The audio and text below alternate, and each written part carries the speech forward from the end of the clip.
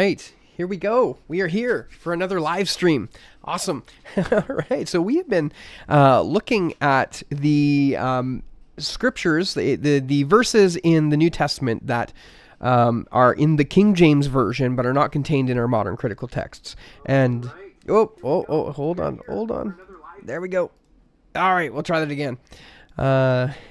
One day I will perfect how to start these live streams. All right, so we're continuing here with our discussion about those missing verses. Those are the passages that are contained in the King James Version, but are not contained in our modern English Bibles. Now, coming from a Byzantine text perspective, a number of those verses that we typically see as removed or not part of the originals, a Byzantine perspective would see a lot of those, I think it was 11 out of the 16, as being part of the scriptures. So we're going to take a look at these from a Byzantine perspective, and I'm taking a look over at the comments here. That's why you're seeing my head turn, and I see Heaven in there. Hello, Heaven. How's it going? Glad you could join us. I hope you didn't watch the remainder of our live stream on Monday. Some people got something out of it, so I'm good with that. So today we're going to be taking a look at Mark chapter 7, verse 16. So I will pop that up on the screen here just so we can read it together so we know where we are. If I hit this button here, there we go. And so the passage Mark 7:16 is here. It's, if anyone has ears to hear, let him hear. And just to give you a little idea of the context surrounding the verse, this is Jesus responding to the, I believe it's the Pharisees who are saying, hey, your disciples, they're eating with unwashed hands. They didn't wash their hands before dinner. And so he responds here.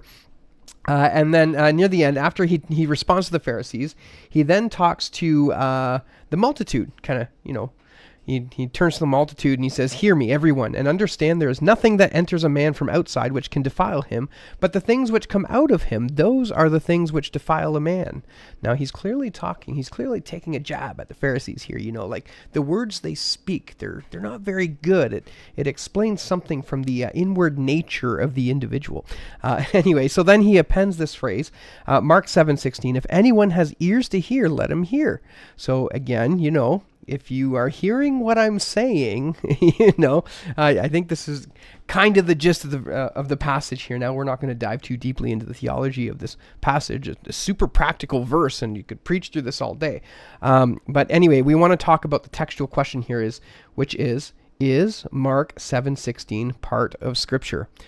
Now, I think this makes a really good, a very interesting point here, is that this passage here doesn't seem to have a lot of theological nuance to it. Like, it doesn't seem to have a whole lot. Like, if you take it out, there's no doctrines affected. We know that there's nothing specifically attached in that way. So if we're going to suggest that a scribe remove this because, he's trying to make some sort of doctrine appear more or less better than another, this isn't the passage to do it.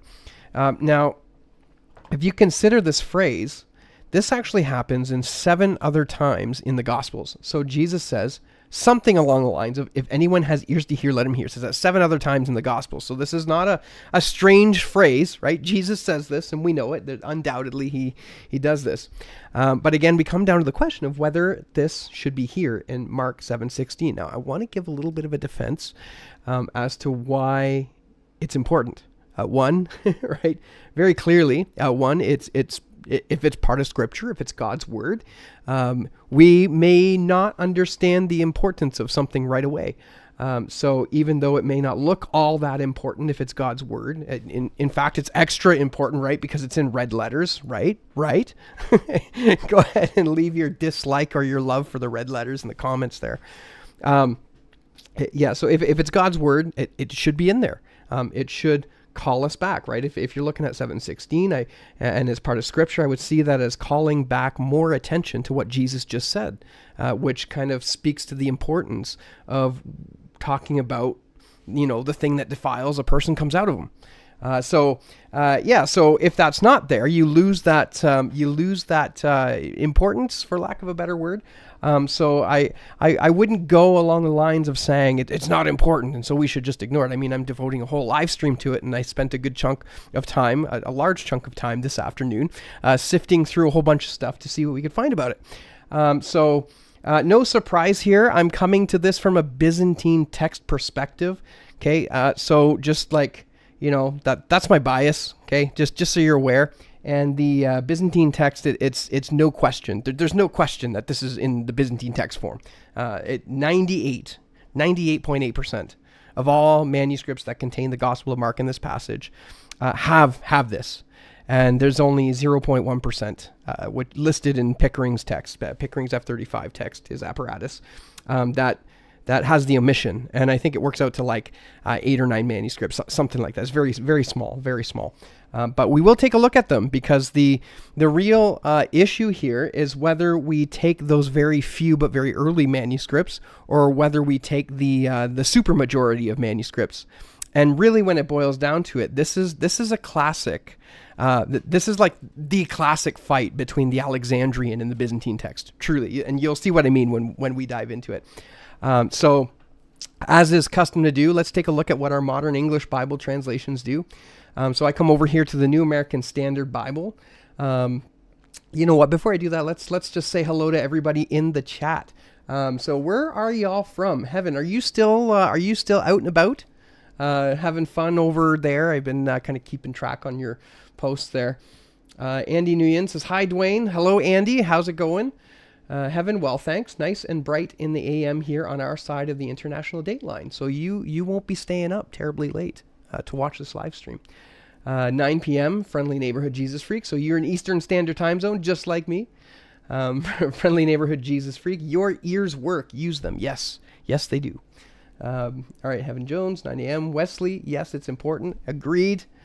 Friendly Neighborhood Jesus Freak. I'm actually opposed to red letters because they make some words appear to be more important than others.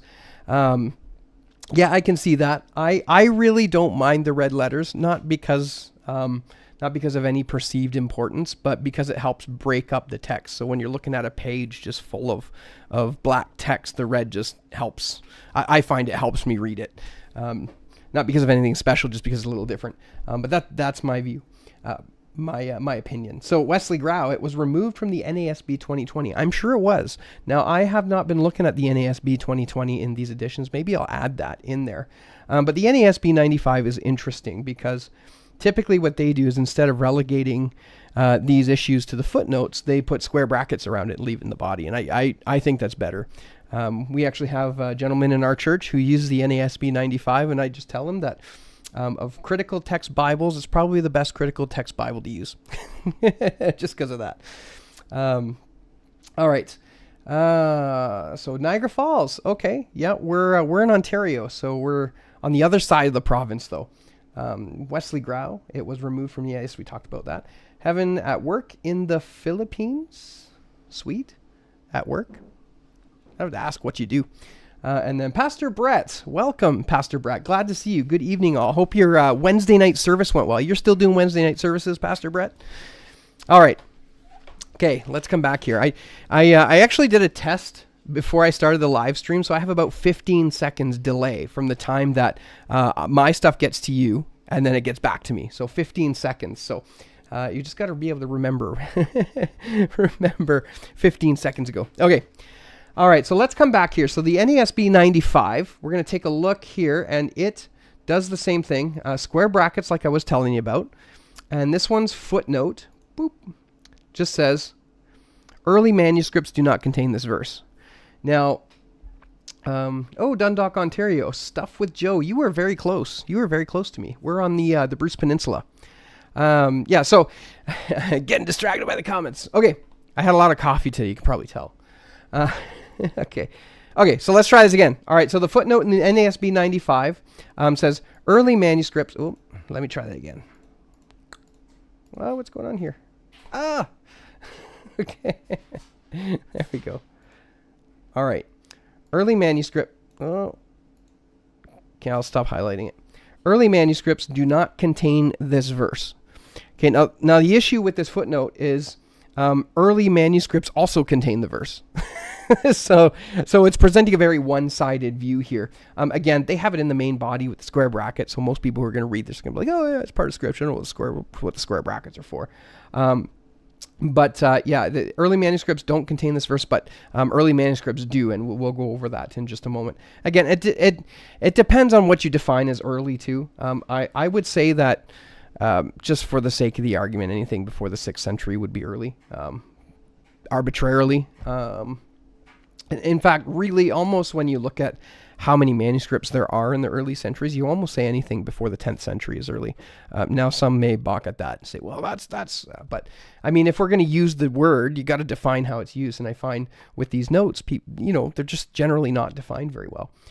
So ESV, what does the ESV say? Again, it skips verse 16 altogether and just goes from 15 to 17. And the note here is some manuscripts. There we go. Some manuscripts add verse 16. If anyone has ears to hear, let him hear. So some manuscripts add verse 16. Again, the issue with some is it's such a subjective number when in reality it's 98.8%.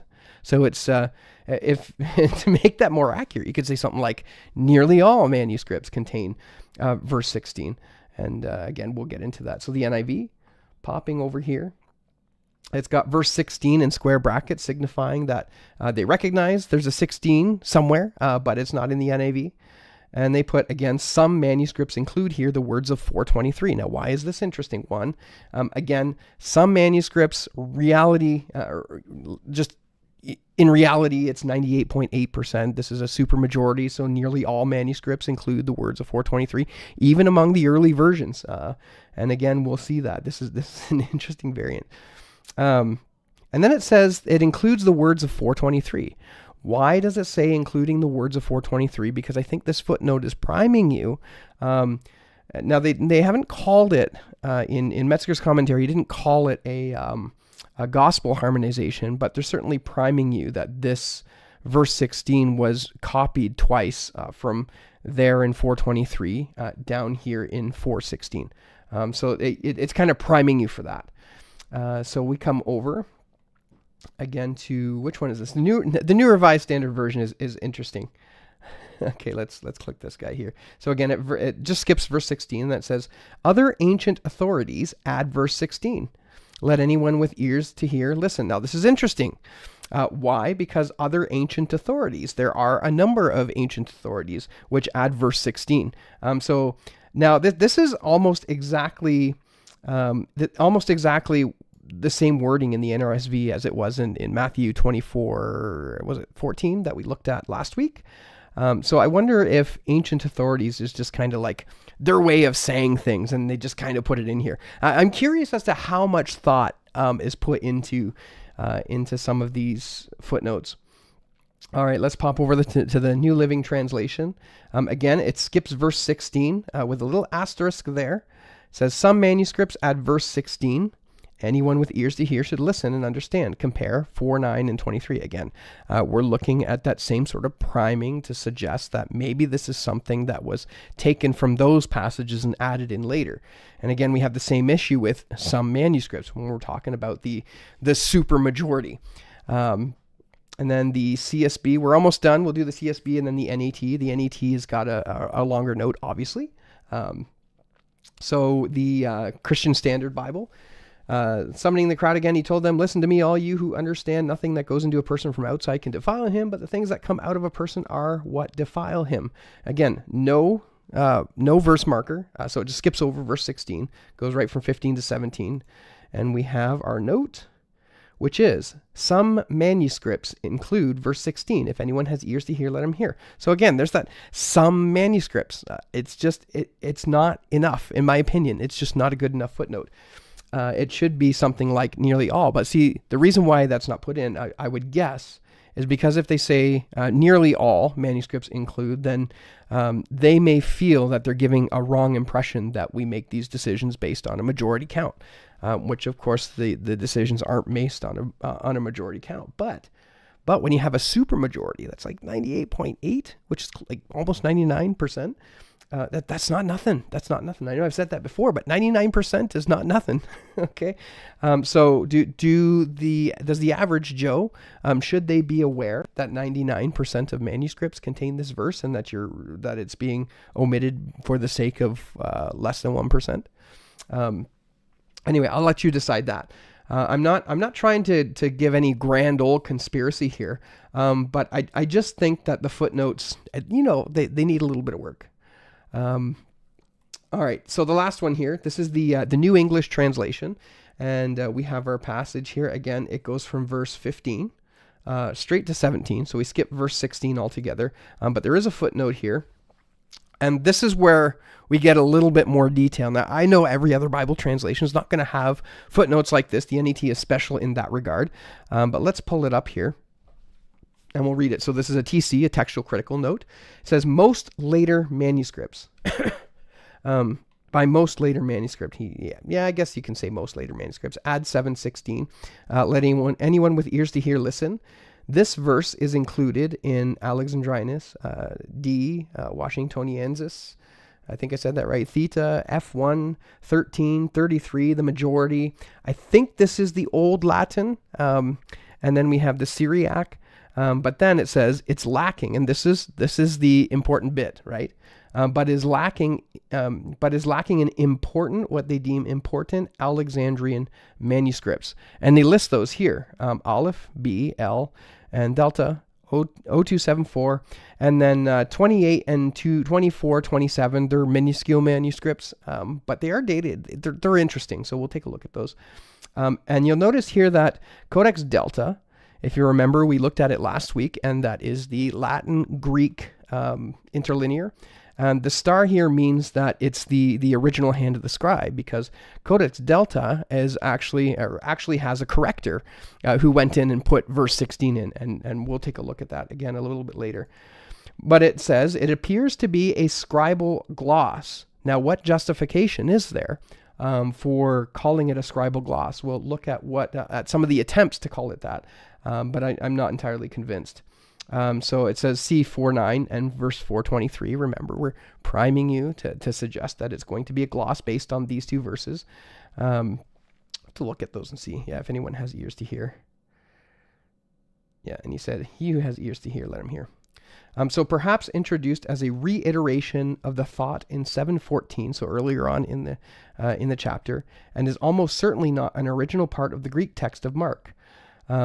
The present translation follows the NA in omitting the verse number procedure, also followed by a number of other modern translations. Okay, so that's our English Bible translations. That's what they all have to say in the textual notes on what's happening with this verse.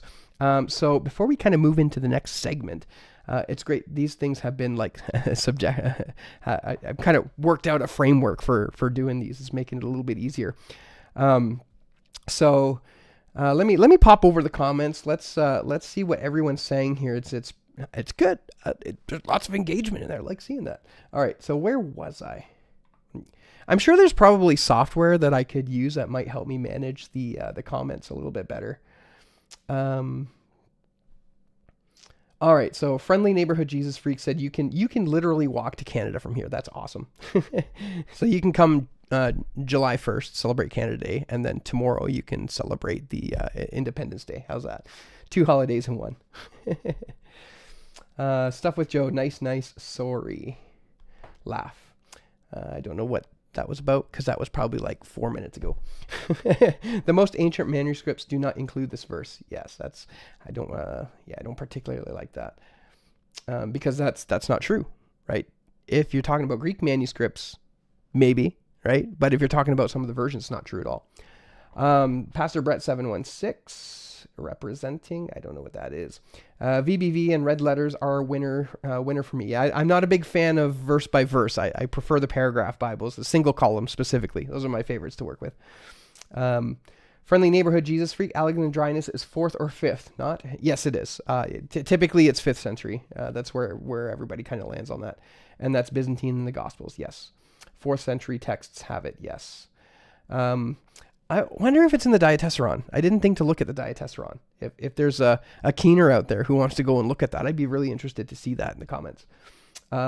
Jesus freak, my opinion is, in the vast majority of cases, unless a very rare and obviously spurious reading, the longer reading should be preferred, yes. That's actually, I don't have his stuff here, but Wayne Mitchell, who did the fourth edition of the Greek New Testament, I don't know if he's published it yet, but he sent me a copy of it a little while ago, and actually it's super helpful in putting some of these videos together. But he takes this, so he follows a critical text method, but then when he comes to these shorter readings, he's decided that canon is not useful and prefers the longer reading. So it's interesting. I don't know if he's published it, but he's got an interesting thing going on there. All right. Never remove what was it was there. Sister Katempudi, did I say that right? Cecir. Well, hello. Hey, how's it going? All right. Pastor Brett, the ESV is the worst offender here. Yeah, I don't know if I would call it the worst. You would have to get all of the notes together and you can compare. But yeah, most manuscripts not a great, or some manuscripts not a great phraseology.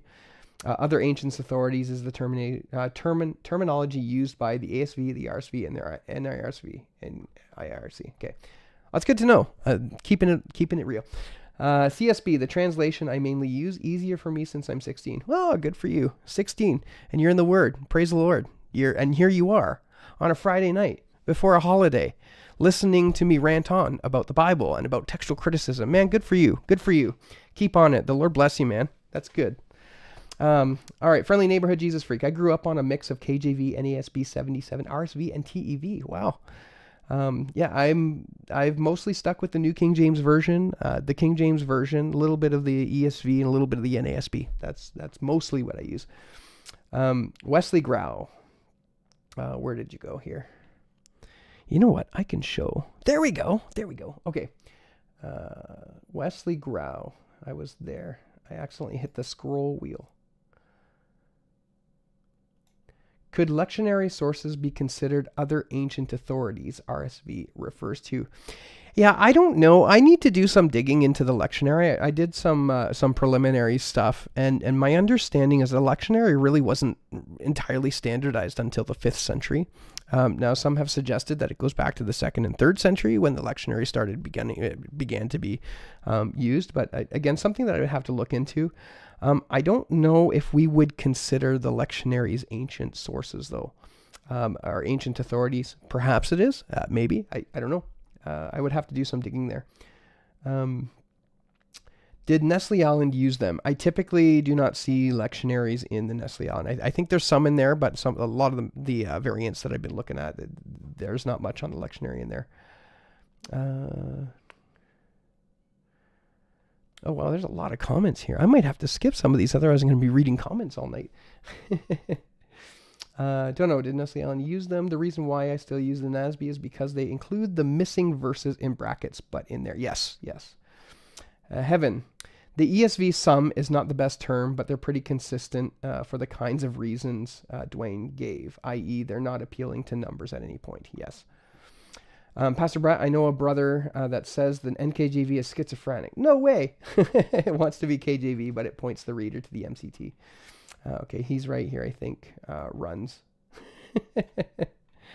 Heaven's a smart guy. I mean, if he says something, I would put a little more weight on it.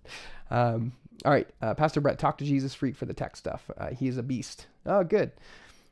Maybe you can help me run that Discord server. Yeah, did you guys know that I have a Discord server? If you're not in the Discord server, go sign up, and then we will continue the conversation. So it's good. He is a beast. Douglas Soder, this is a great way to start my 4 days off to celebrate the 4th. Look at that. By the way, happy belated Canada Day. Thank you. And you know what? Happy 4th of July to you. It's not the 4th yet. We got another 3 hours before the 4th kicks over, but good. It's not very good. Steve, send Pastor Dwayne the info for your New Testament translation. TTT. Steve. Who is Steve? Is that Jesus Freak? Are you Steve? Jesus Freak? I think you are. It's not very good, honestly. I'm curious about the Vulgate reading versus the Byzantine text type on this. The Vulgate reading is definitely included. It's an inclusion in the Vulgate. I think Antoniades mainly used lectionaries. Yeah, and the Antoniades didn't have it. The Antoniades text doesn't have the Mark 7:16 passage, the one we're talking about. Doesn't include it. And we'll get into some of that. LOL, I'm not really a Discord person. All right, you know what? I don't blame you. Just given what I've seen over the last couple of days, I can understand why. All right, Heaven, ECM cites, yes, ECM does cite lectionaries for the omission, and others for its inclusion. Yeah, so it's we'll talk about that because I did check. I did look at that. Friendly Neighborhood Jesus Freak, yes and yes. I don't know what you're saying yes to, but yes. All right, let me just take a look at my notes here. Where did I leave us off? Okay, let's take a look at Metzger's commentary. Boop. I'm going to change here.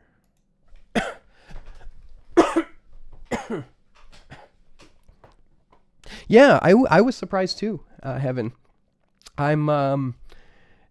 There was a textual note somewhere. I can't remember where I saw it that said half the lectionary. I think it said half the lectionary was in support of it, and half the lectionary was not.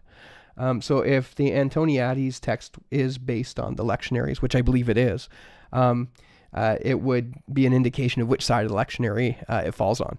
So that's interesting. Okay. All right. So what does Metzger say here? So here's Metzger on Mark 7:16. It's split between the bottom and the top of the next page, so you'll just have to bear with me as we scroll through. But Metzger says to omit the verse with a B rating. So he's basically not fully entirely 100%, but he's mostly in agreement that it should be omitted.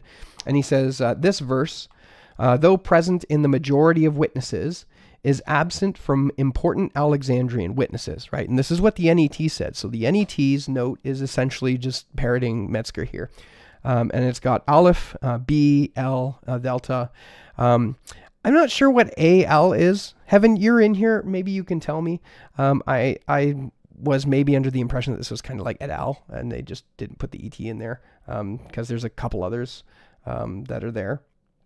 And then if we come up here to the top, we can read the rest. He says, it appears to be a scribal gloss. Again, the NET, just parroting this almost directly from here, word for word, derived perhaps from chapter 4, verse 9 or 4:23, introduced as an appropriate sequel to verse 14.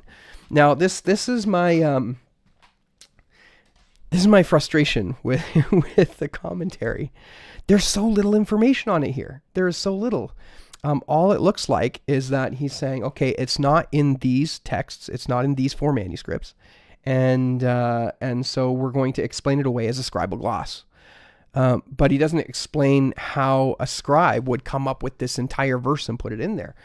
He says maybe it's derived from chapter 4, verse 9 and chapter 4, verse 23 because it's similar wording. It's same wording in one of them, right? That he just, a scribe came here and just decided one day that, we got to put this text in here. It just, to me, it doesn't make sense. And there's no explanation to this passage. And again, I'm not saying it's like this every time, but the verses that I'm mostly interested in aren't very, there's not a lot of explanation here. It could have done with a lot more.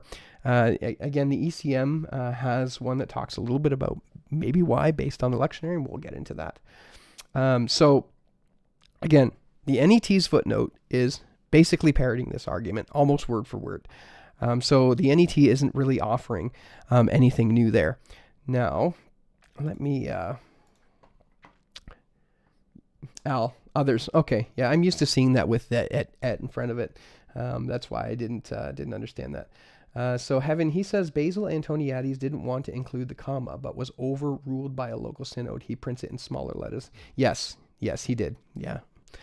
I remember someone had suggested that the comma was in the Antoniades, and when I went and looked at it, it was in small characters with the footnote, and I was surprised to see this person suggest that. They must not have looked at it very well. Anyway, so Stuff with Joe says, I find the verse in the Latin Vulgate, although I've never really focused on this. Yes.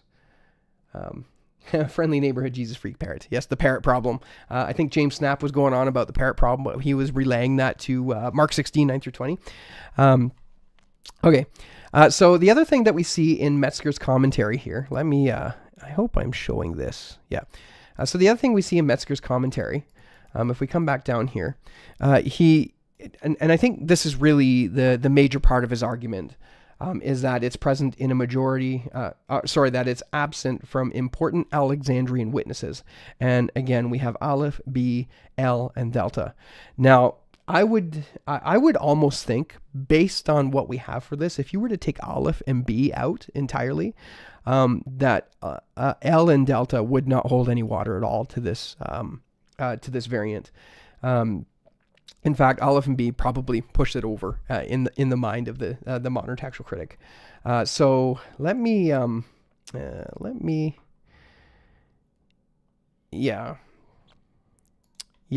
talk about gospel harmonization again. So in the last one we talked a bit about gospel harmonization, but again, this one, oh shoot, I lost my page. What page was that? Hang on here.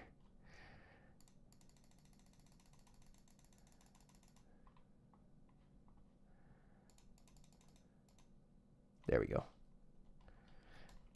Okay, so if we come up here, he doesn't call it a gospel harmonization.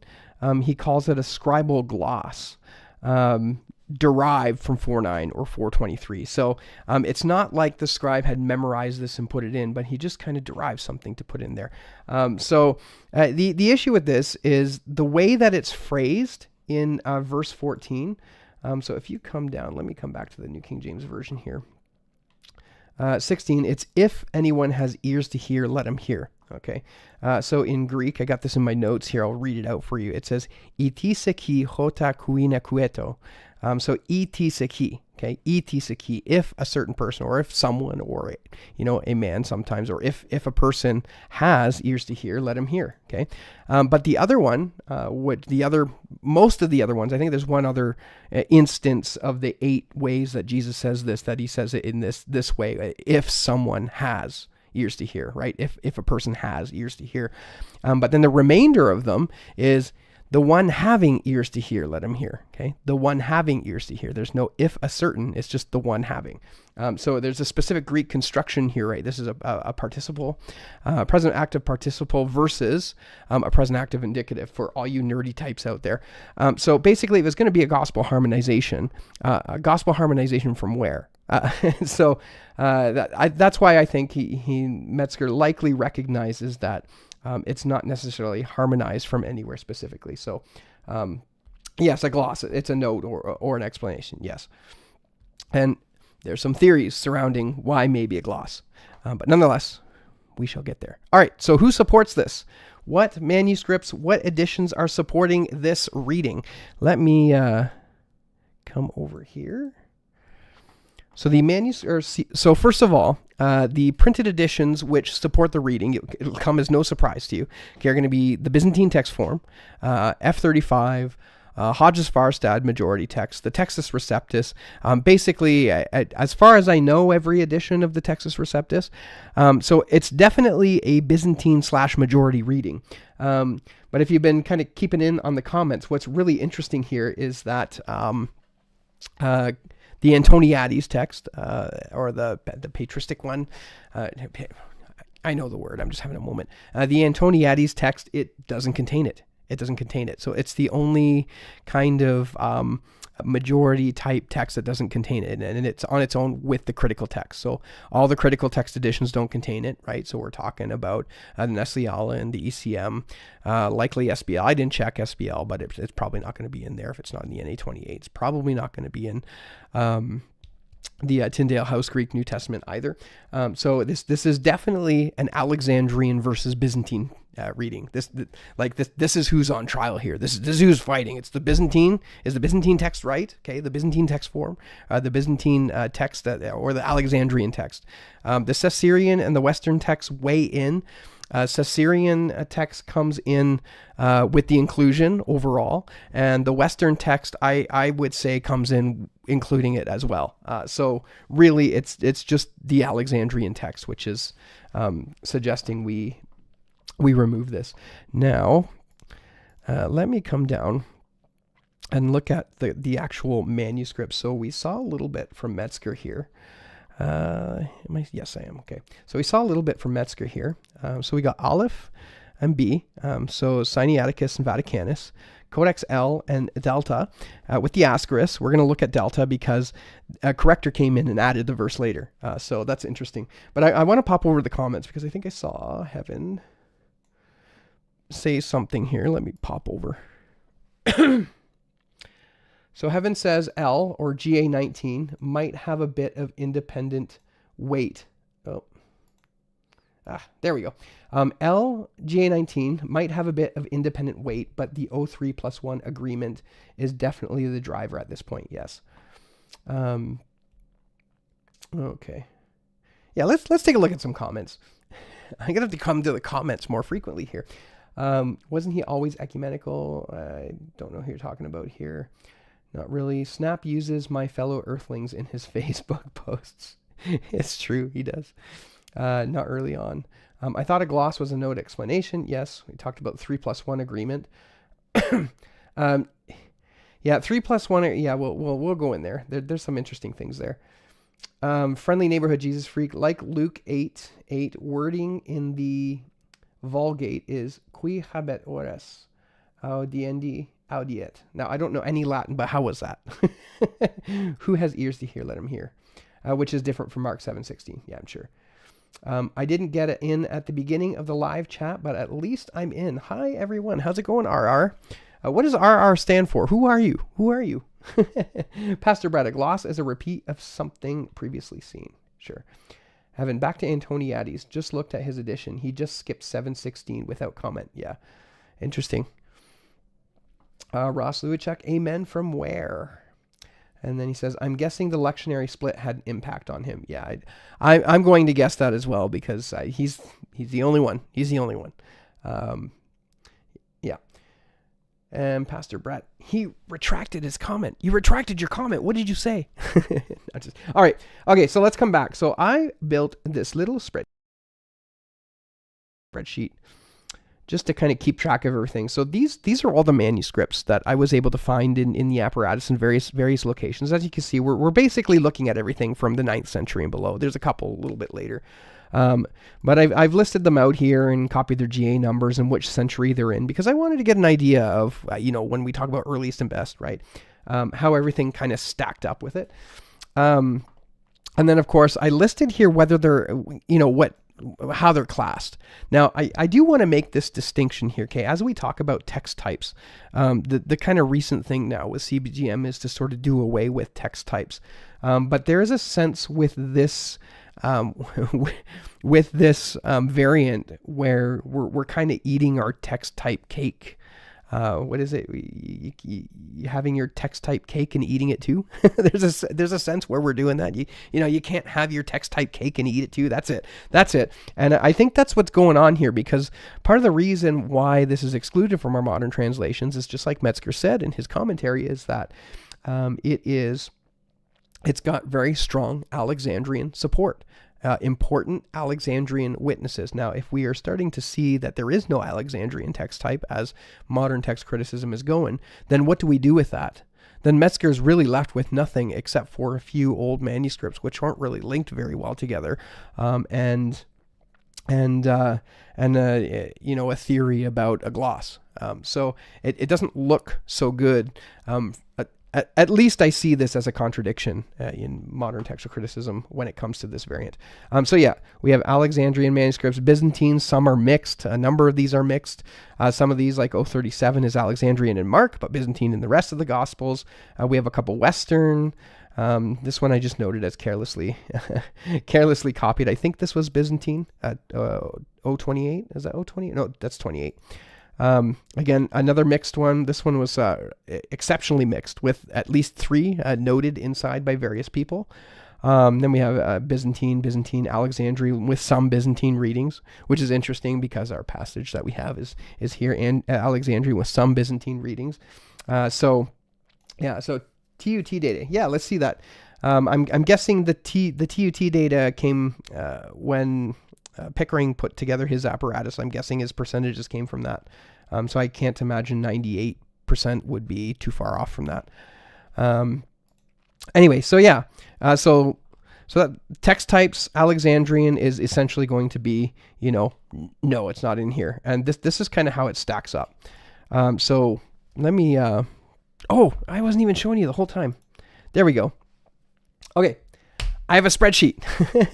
We'll start that over because then I can edit it afterwards and clean it all up and make it more coherent. Let's zoom this in so you can see that a little better.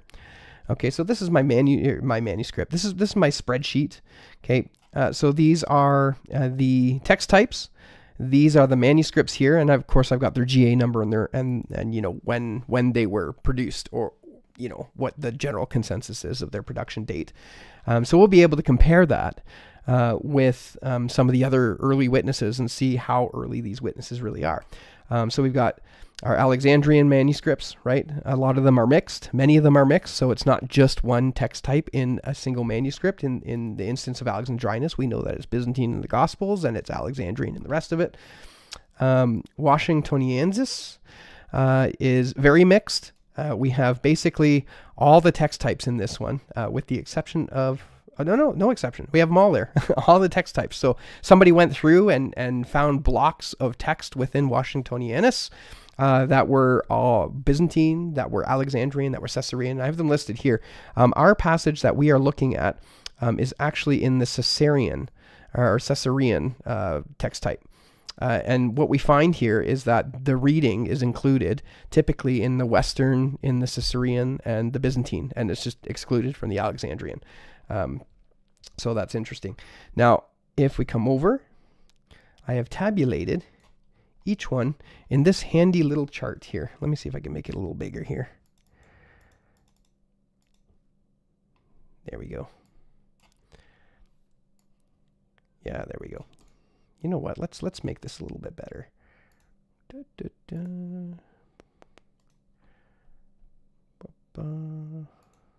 do that, and we'll do that again, and then we'll do this. We'll make it. Let's put some.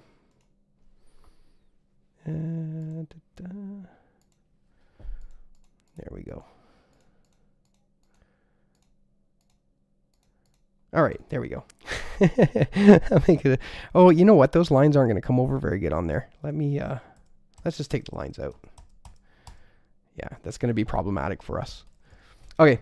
All right. So we have the century listed here on the side, and what we see here is when we go up century by century, what we find is if we take out the. I'm just going to leave them in there. But if we leave out the early versions, what we end up with is Aleph and B listed as our 4th century manuscript representatives. And we don't have any Greek manuscript representatives until we get to the 5th century when Alexandrinus contains the reading.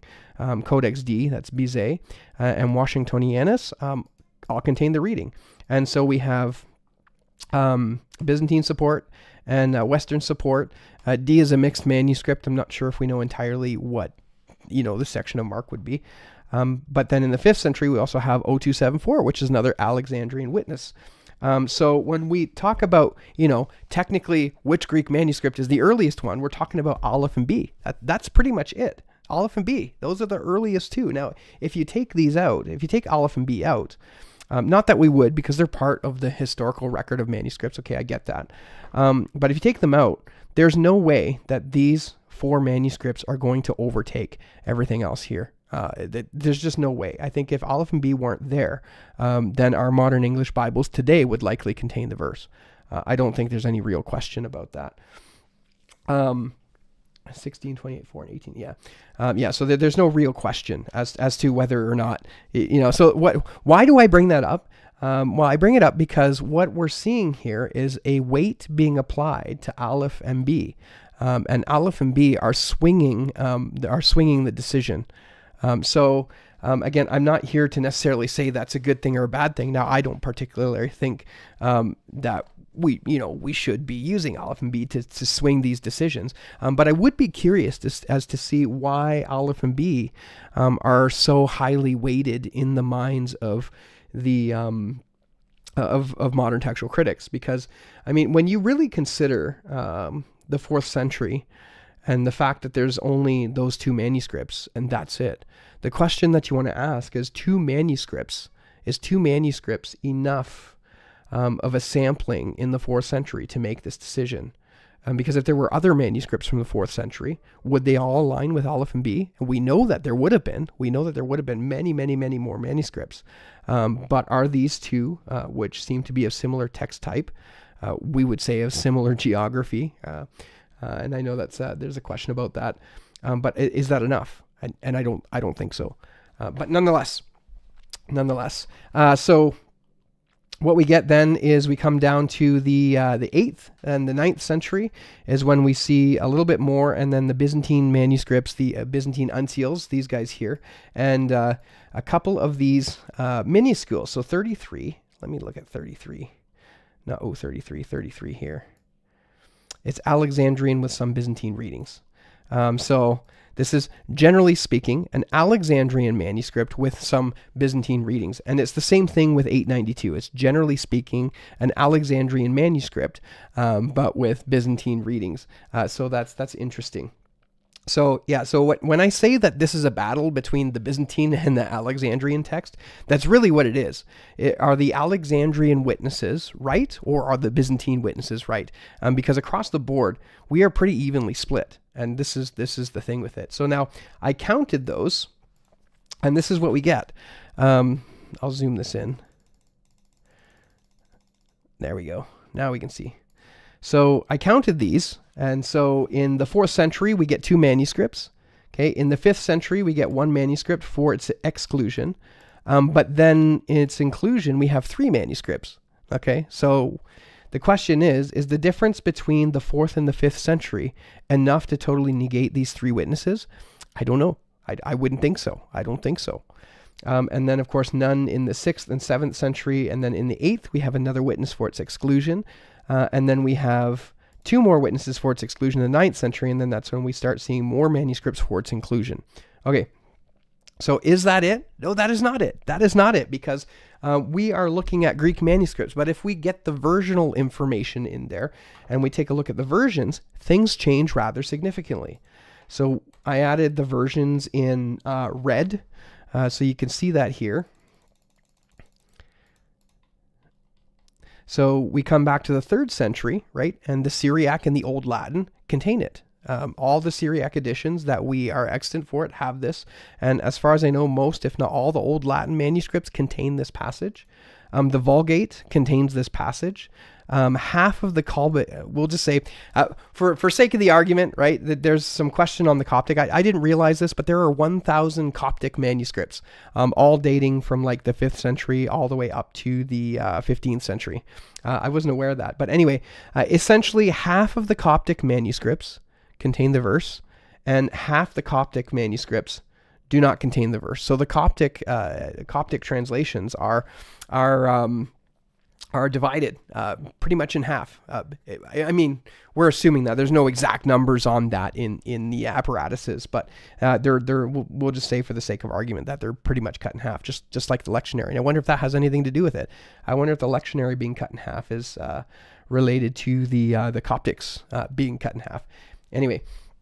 But yeah, so the Vulgate contains it, and the Gothic contains it. So when we add these numbers here, suddenly we have 2 versions, not manuscripts, but 2 versions, which are early, which contain it. And we have 3 versions in the 4th century, which contain it. So when we talk about having ancient witnesses, we have more ancient witnesses than Vaticanus and Sinaiticus.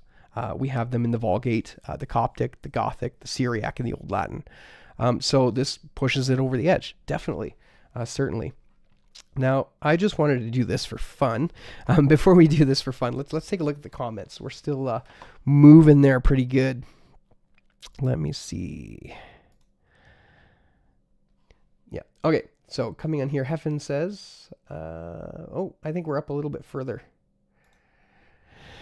Let me switch us over here. There we go. All right. All right, I'm just finding the spot in the comments. Where do we leave off? I didn't get in the beginning. Back to Antoniades. Yes, he didn't include it. Excellent Latin from someone else who fakes it. Thanks, Heaven. I'm Renel Ramirez. It's easier to use my initials. Oh, awesome. All right, good. Mr. Renel. Mr. Renel. All right, Revelation 16:5. Talk about it. Talk about it. I need to look at that one. There's so much stuff on Revelation 16:5. If I'm not mistaken, that's the one where Scrivener or Stephanus, is it Scrivener, gets accused of a conjectural emendation there. Again, I'll have to take a look at it. Beza, that's it. Beza made that reading out of whole cloth. Yeah. Tut data. So you're going to be posting tut data there. Beza's reading at Rev 16:5 was a harmonization. Maybe not. I don't know. Heaven Jones, 16:28 for and 18 against. Okay, so that's the official tut numbers. Now, I don't have tut, that text and textvert, because it's very expensive. It's very expensive. So I rely on the research of others. So Heaven Jones has 1,628 manuscripts for the inclusion of Mark 7:16, and 18 manuscripts against its inclusion. Okay, so this is like a, no question. This is vast majority. All right. Esomenos or hohosios. Oh, I don't want to get into that discussion. I'm not going to get into that discussion. Andy Nguyen says, can you do a video about kekaritomeni and the whole full of grace versus highly favored choice in Luke 1:28? We'll see. What's happening? This is typically what happens with me, and I'm trying to not do this. Okay, I tend to go squirrel and run off and do something, but I really want to get through these 16 verses and look at these 16 passages. So maybe after I'm done with the 16, we'll take a look at a few other variants, because there's some other interesting variants that are worth taking a look at. Friendly Neighborhood Jesus Freak, IIRC. The manuscript support is 100% to Hohosios, but Beza, yeah. Vaticanus and Sinaiticus are overrated, and in my opinion, Sinaiticus was quite rightly found being used for Tinder. Strong words about Codex Sinaiticus. All right, Douglas Soder. I have got Bibles translations down to 4, KJV, NKJ, ESB, and NASB 95. Very good. Those are great translations. Friendly Neighborhood Jesus Freak. It was Theodore Beza. Yes, Theodore Beza, that's right. And I have Beza's notes about Revelation 16:5 somewhere, but I can only somewhat read it. Okay, all right, so since we are talking about early Bible translations, the ancient versions, I just wanted to take a second, just show you a Coptic manuscript, just to show you one. Now, again, I don't read Coptic, okay? I don't understand it. I can understand some of the letters, but the words, it's a foreign language. It is a foreign language. So let me pop that up here where I have a link for it. This is the Bodmer III papyri. So if I pop this guy in here, we'll see if it'll come up.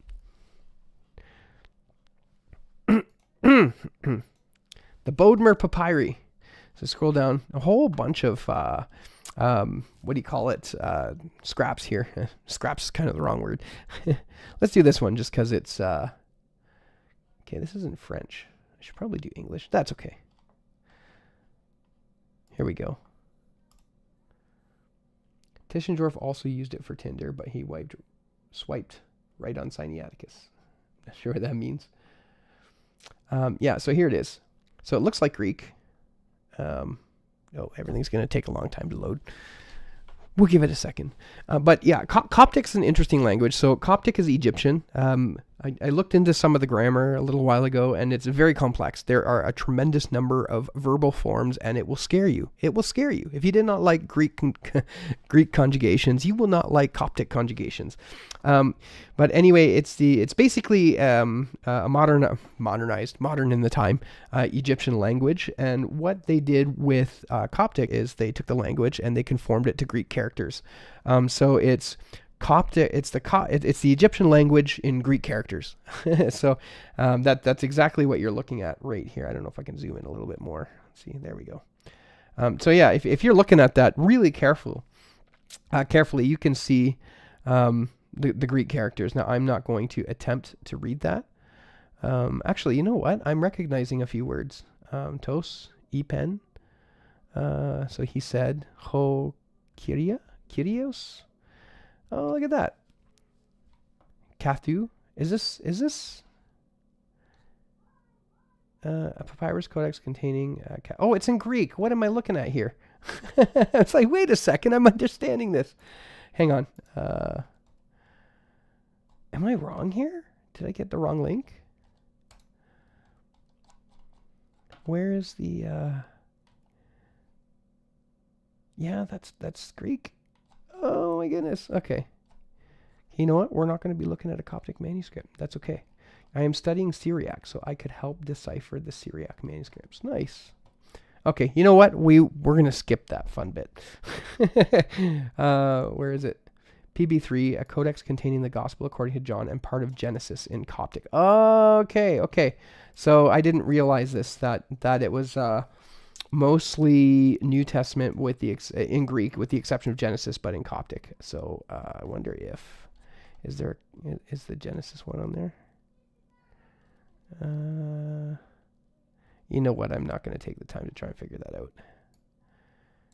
Okay.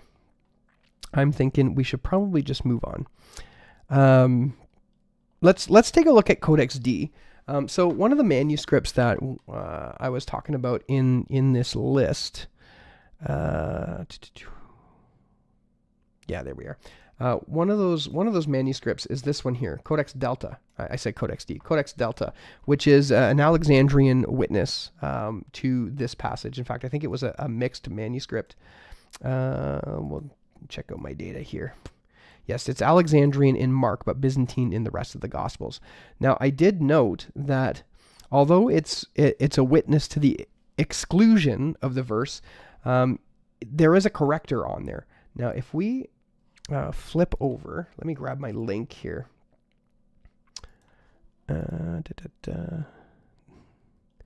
Where are you? There we go. Yeah.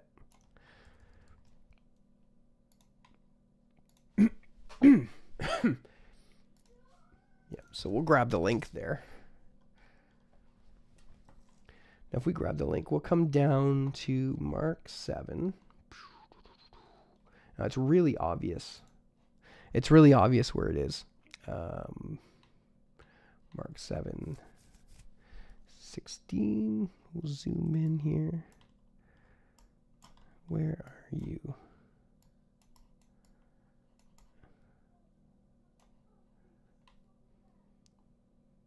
Oh, there it is.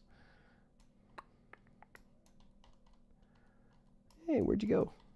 I remember looking it up earlier. Hang on. Oh, I'm looking in Matthew. Okay, hang on.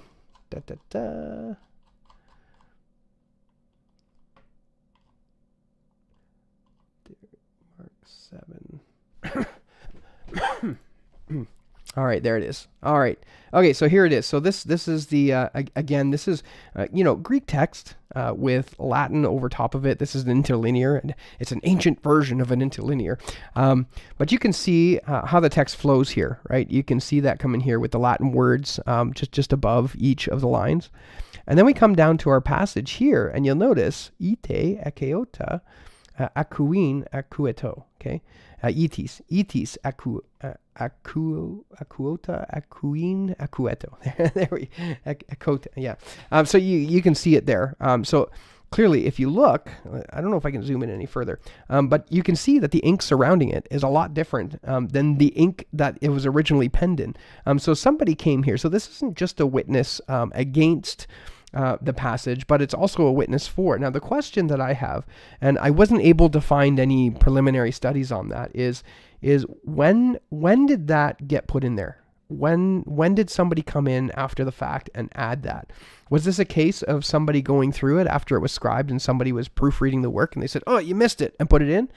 In which case it wouldn't be a witness for the removal of it, but it would be a witness for it. But then if it's much, much later, right, then we would be potentially looking at somebody seeing this and going, "Oh, I don't know why it doesn't have this. I should put this in here." So again, it's interesting that corrector came by and added it. But I don't know if there's any further details surrounding this this edition. So it's a brown ink. Maybe we can tell something by the color of the ink. Is there a way to take a look at the type of letters it is?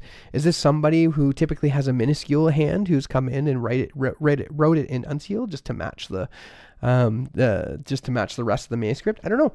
I don't know. But again, it's just another interesting little thing. Some apparatuses contain the correction, and some apparatuses don't. So anyway, so let's come and take a look at the comments here. Man, you guys are talking a lot here. That's great. Where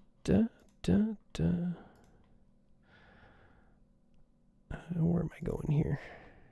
Close you. I got too many windows open. There we go.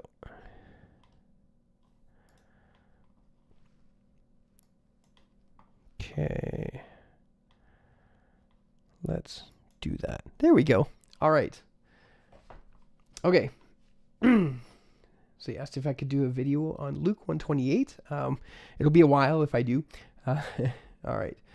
There's a little bit about Visa. Tischendorf also used it for Tinder, but he swiped right on Sinaiticus. Into the trash it goes. Or not into the trash, right? That's right. Tischendorf kept it. All right. Friendly Neighborhood Jesus Freak. One atheist YouTuber I follow prefers the NRSV more scholarly. Another prefers the NASB more literal. Yeah, I don't know if that distinction is entirely true. Maybe it is, maybe it isn't. I read the KJV. Awesome. I am studying Syriac. Yes, so you can help decipher the Syriac manuscripts. That would be good. That would be good. I'm sure that would be useful. I wonder what's written on the altar in Mari Emmanuel's videos. Yeah, I don't know. That's a good question. Maybe Andy can tell us. There's your assignment, Andy. Go tell us what Mari's altar says. I can tell it's Syriac, but I can't read Syriac. Yes, same. I'm in the same boat. Mr. Morano says they weren't originally going to write the rest in Greek, but then they copped out. Nice. Are you a dad? That's a wonderful dad joke. I love it. Friendly Neighborhood Jesus Freak. I think I see a si qui haut aris audiendi audiat. If anyone has ears for hearing, let him hear. Oh, in the Latin gloss. Very good. Heaven Jones, totally unprofessional opinion. First-hand correction. But not while he was writing, but while revising. Last comment about Codex Sangalensis. Yes, 037. We're still looking at that. Oh, no, 037. Is there a correction in 037? I think I might have saw that. Oh, no, I'm looking at... What am I talking about? I said this was Delta. This is Delta. Was Codex Sinaiticus... I'm going to guess that Sinaiticus written on vellum. Yes, as far as I know. Colin, you must have autocorrect or something. Either that or it's really late where you are. Anyway, okay. What else do I got here? I got lots more. Okay, so Codex D, the condition of Codex Delta. Ninth, right, this is 9th to 10th century Greek Latin interlinear. We talked about the correction.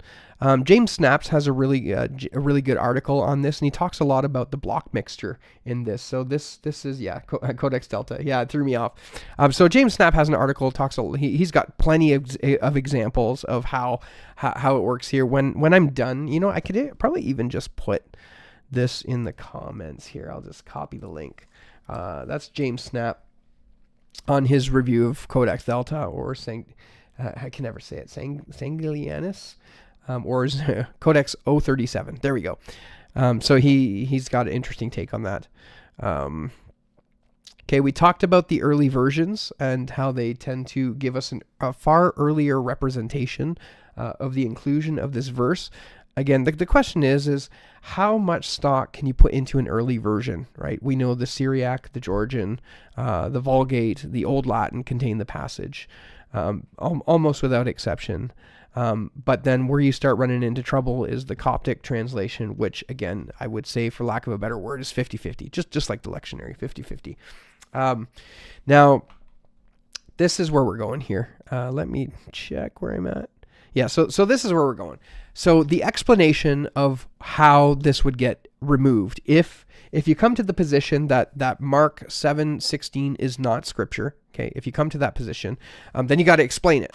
So how do you explain it? And this is where I think that the biggest problem is for those who hold to a modern critical text view of this, is how do you explain it? Okay. So typically, if we want to, explain away, we can go to parablepsis, right? That is to look past something, and so you miss a whole string of text because there's a similar ending or a similar beginning in one place and another, and everything in between gets squished when you're trying to copy that. But there are no valid means of parablepsis in this passage. There's nothing like it before or after. So that it's not an explanation that anyone appeals to. So we can't explain the removal of this passage this way. Now, we could say that it's a harmonization of Matthew 15:10-11. When he had called the multitude to himself, he said to them, "Hear and understand, not what goes into the mouth defiles a man, but what comes out of the mouth, this defiles a man." So this is important to recognize that this passage that I just read is from Matthew chapter 15. So when you go to Matthew chapter 15, we don't have this "he who has an ear" statement there. So Mark could not possibly be harmonizing with Matthew, because Matthew just doesn't contain it. It's uncontested. It's not in Matthew. So where did it come from? It didn't come from Matthew. And again, when we go back to Matthew, we're looking at exactly the same story that we're looking at in Mark chapter 7. So it's if there was going to be a harmonization, right? Especially given that Mark is, if we talk about Mark in priority, then it would have to be the other way around. Matthew would come from Mark. Now the ECM. So this is where the ECM comes in. So there's a comment by Greg Paulson. He writes down a little bit of commentary on this, and he quotes. So there's a whole big blurb, but I'll just finish the last sentence because this is quite telling. So he says, further in the Byzantine lectionary tradition, the reading for Tuesday of the 16th week after Pentecost is Mark 7:14-16. So the reading for the Tuesday includes it. But the reading for Wednesday of the same week repeats 7:14-15. It skips verse 16 because it would unduly interrupt the Wednesday lesson, and continues with 17-24. And then he says, this could suggest that verse 16 was actually a liturgical addition. But he says this could suggest, and there's a level of uncertainty, because in the same commentary, he goes on to show where a number of other sources seem to suggest that it's original. So the ECM commentary is really no help in the matter, because we kind of have that sort of 50-50 split in what to do with it. Again, when we look at the manuscript tradition, and we look at all the early versions, and we look at all the other witnesses, it's hard. I don't understand. I don't understand. Maybe they just didn't have the same data that we had today. Now, there was another explanation for why, coming from the perspective that this isn't the Bible, how did it get in there? There was another explanation on Carm, and there's a big shout out to Mr. Soder, I think. Somebody posted this in the Discord server. I'll pull that up, and we'll just kind of go through it together. It's a little tougher to understand, but this article on Carm, it was half decent. They do a good job at explaining the external data, but then they don't let that drive the discussion, but they still try to go along with Metzger essentially and try to explain away the passage. So if we come down to, we talked about most of this stuff here. It's this one here. Early Christians debates. So in this view from the article on Carm, seems to suggest that this was added because of Tertullian, or at least some works that Tertullian was doing. Now it doesn't cite anything specific that would say, well, Tertullian quotes this. It's not saying that. But what they're suggesting is, based on some of the debates that happened in the early church, that this could, invoke somebody to add a little extra oomph to the passage by saying, he who has an ear, let him hear, so that they can prove their point to the other person they're arguing with. So I think this section may just be worthwhile reading together. So the context of certain early, you know what, let me make this bigger here. Excuse me. Oh, it's not letting me. Oh, that's interesting. Oh, my Zoom isn't working. Oh, okay, hold on. I gotta find a way to make this bigger. Hey, why isn't that working? Computers. Okay, you know what? Yeah, that works. Why won't you? Oh, it won't let me zoom here. That's really strange. Okay, so we'll just read it from the top and we'll go from there. So it says the context of certain early Christian debates may have led. There's a lot of uncertainty because this is quite a wild suggestion, if you ask me. May have led to a scribe living in those times to note these words of Jesus in the margin next to Mark 7:15. So we're talking about making a note in the margin. It tells the story of a group of Pharisees challenging Jesus because his disciples don't go through ritual washings before they eat. Such was not commanded in the law, but had become a tradition. Jesus sternly rebukes them and then declares, "There is nothing from without a man that entereth into him can defile him, but the things which come out of him, those are they that defile the man." The story, and especially Jesus' climactic words here in verse 15, were relevant to a number of early Christian debates. In the 2nd century, Christians were still engaged with non-Christian Jews over debates about the applicability of the Mosaic food laws. There was also discussion among Christians themselves as to whether or not Christians are restricted in what they eat.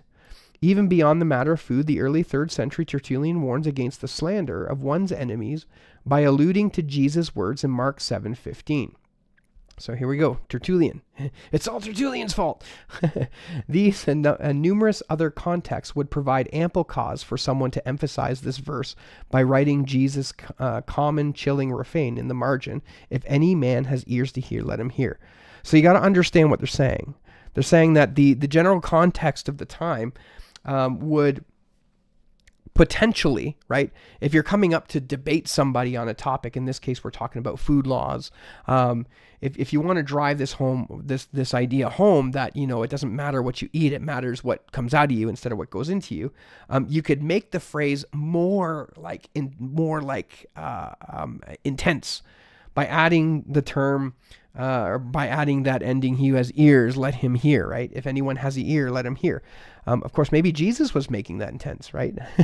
But you got to understand that what they're saying is that the context suggests maybe somebody could, right? But then maybe somebody could with a number of other passages. It's just this idea is so open-ended. It is so open-ended that you would need a lot more than just simply it's not in Aleph and B, and so we need to find an explanation, because that's really how it comes off. We'll keep reading. It's not too long. Yet there is still a more direct parallel in 3rd century Christian literature. So we go back to the 3rd century, again from Tertullian. We learn that there was a debate over the issue of fasting. Though taught nowhere in the New Testament, fasting regularly on Wednesdays and Fridays had become a widely accepted tradition among many early Christians. This practice was debated by some, however. They held such regular fast days to be unnecessary, perhaps even contrary to Scripture. The Pharisees had their tradition of twice a week fasting, and some early Christians connected such a practice with the Old Covenant. They then argued from Jesus' own words that, "For all the prophets and the law prophesied until John, and if you're willing to accept it, John himself is Elijah who was to come. He who has ears to hear, let him hear." Citing these words, "all the prophets and the law prophesied until John," they argued that the Old Covenant had passed after John and that Jesus had instituted something new. And under this new covenant in Christ, they argued, what one chooses to eat or not eat doesn't affect their standing before God. For there is nothing from without man that entering into him can defile him, but the things which come out of him, those are they that defile the man. So we're taking a fairly, I don't want to convoluted, it's such a negative word, but it just seems like a very convoluted way of getting back to Mark 7:15. And then he says, Tertullian, who supports the fasts as obligatory and opposed the view stated above, went on to explain to them that, okay, and here's the potential. By the instrumentalities of these and similar passages, they subtly tend at last to such a point that everyone who is somewhat prone to appetite finds it possible to regard as superfluous, and not so very necessary, the duties of abstinence from, or diminution, or delay of food, since God, forsooth, prefers the works of justice and of innocence, and we know the quality of the hortatory addresses of carnal conveniences, how easy it is to say, I must believe with my whole heart. I must love God and my neighbor as myself, for on these two precepts the whole law hangeth the prophets. Not on the emptiness of my lungs and the intestines. Tertullian on Fasting, chapter 2.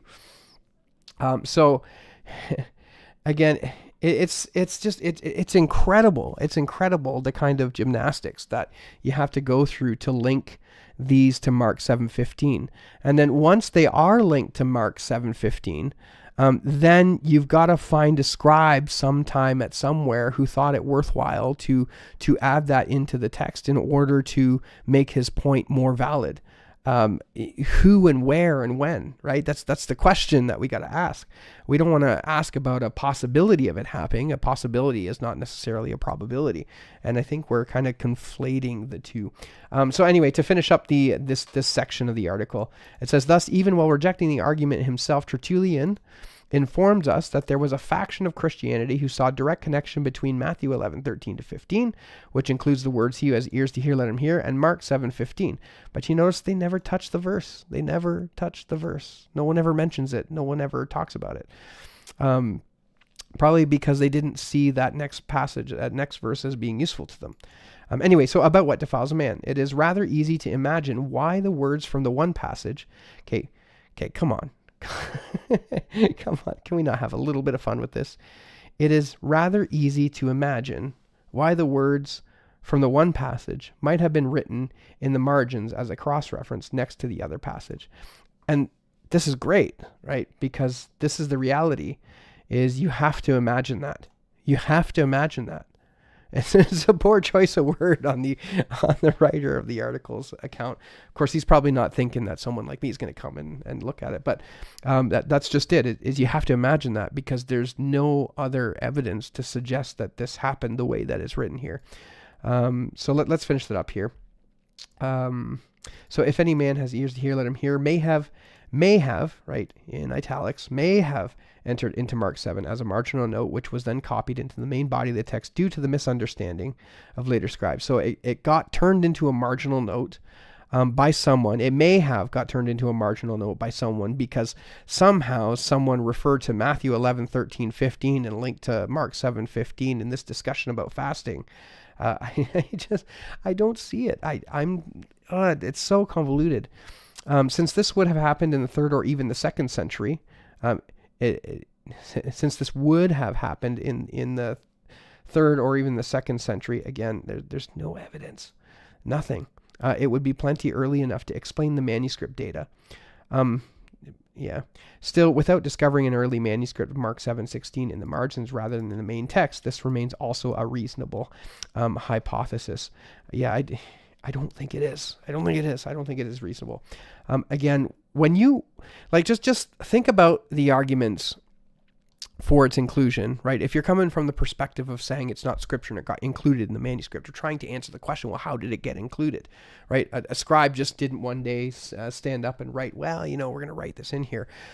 So when you take a look at the manuscript evidence, right, all these explanations seem to be a way of justifying the selection of the reading found in Aleph and B, because they are the earliest full Greek manuscripts. They are the earliest Greek manuscripts which reference Matthew 7:15, 16 and 17, and they don't include it.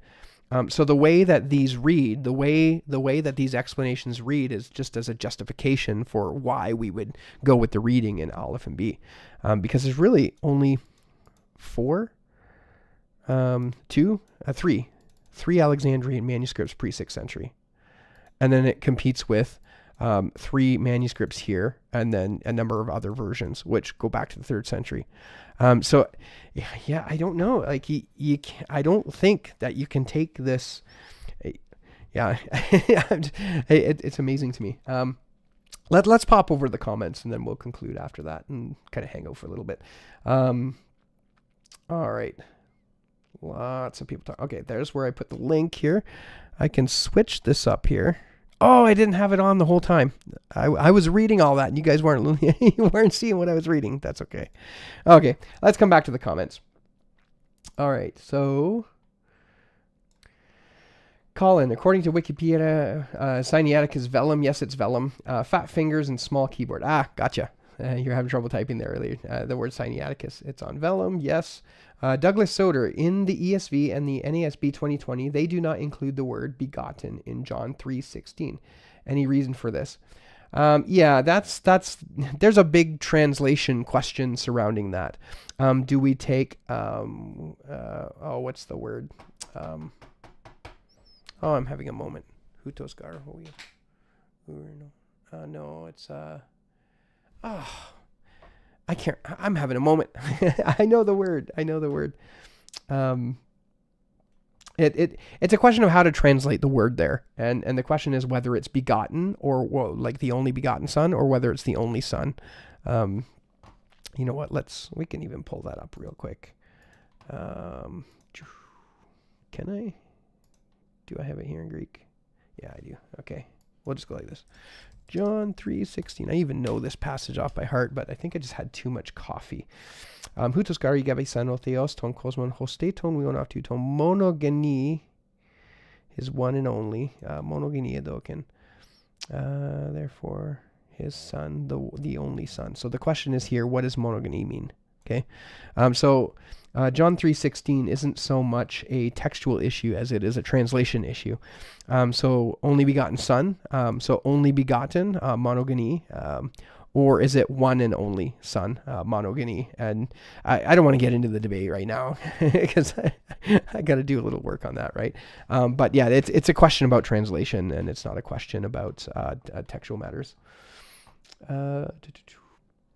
That would make very good tinder for a fire if Tischendorf's story is to be believed. No, I can't imagine papyrus would burn for very long. I know there are Vetus Latina manuscripts that translate monogenes as a unique, where the Vulgate uses unigenitus, only begotten. Interesting. Scholars debate the root of genus. Yes. It's certainly possible that Tischendorf exaggerated a wee bit to make his big Protestant brain look smarter than the Greek Orthodox brains. Maybe. We got a lot of smart people on the Protestant side. You must be on the Orthodox side. You must be. There's smart people on the Protestant side. Colin, this is some Scooby-Doo level mystery. Yeah. You pull the mask off and it's just Aleph, right? There's a meme there. Maybe I should make a meme just for fun. The marginal note theory I mentioned before. Yes. I'm not convinced. Heaven Jones. Tischendorf may well have misunderstood what was going on with the basket. His modern Greek was really limited in 1844. Not sure if it improved later, but known to be weak in his first visit. Interesting. Clearly the monks were recycling parts of Sinaiticus because some of the parts of it were found in bindings of other manuscripts. Oh, okay. Zoinks. Oh, here we are. Where are we?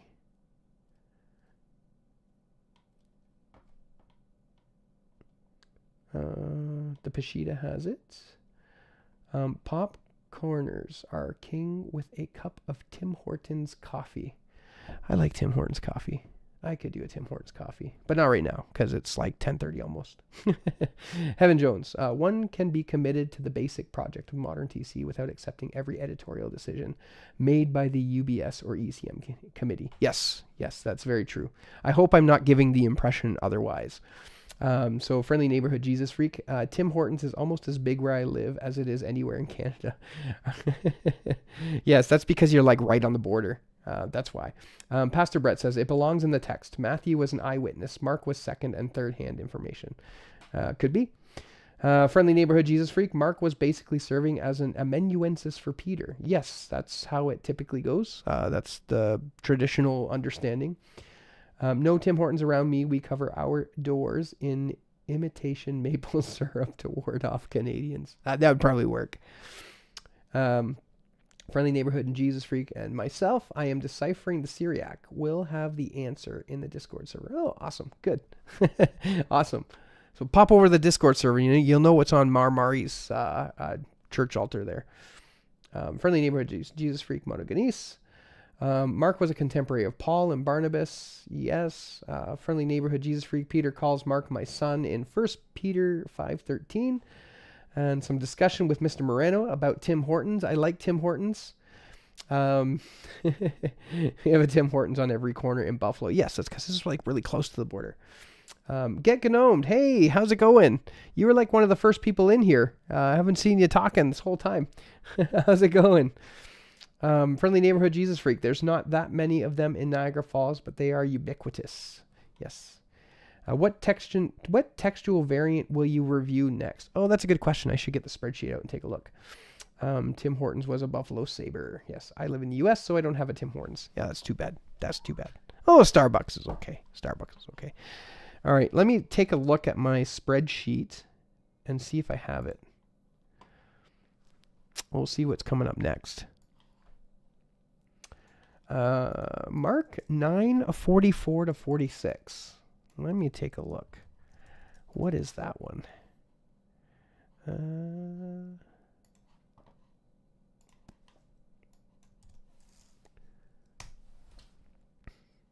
Oh, where the worm does not die and the fire is not quenched. NKJV, and if their foot causes you to sin, cut it off. It is better for you to enter life lame rather than having 2 feet and be cast into hell. Which one was that? Oh, the whole... Oh, it must like split 2 verses. I guess we'll see what that is. I'll take a little closer look at that. But yeah, so that's what we're going to take a look at potentially next week. So as long as I get all my stuff done and everything up and running, then we'll take a look at that passage next week. Yeah, so let's talk. I think I'm pretty much done here. I'm just curious for you guys in the comments. Did I make the case? That we should include Mark 7:16? Do you think that it was a reasonable presentation of the facts? Let me know. I know I got about a 15-second delay, so while you're doing that, I'm going to fiddle with a few things up here. There we go.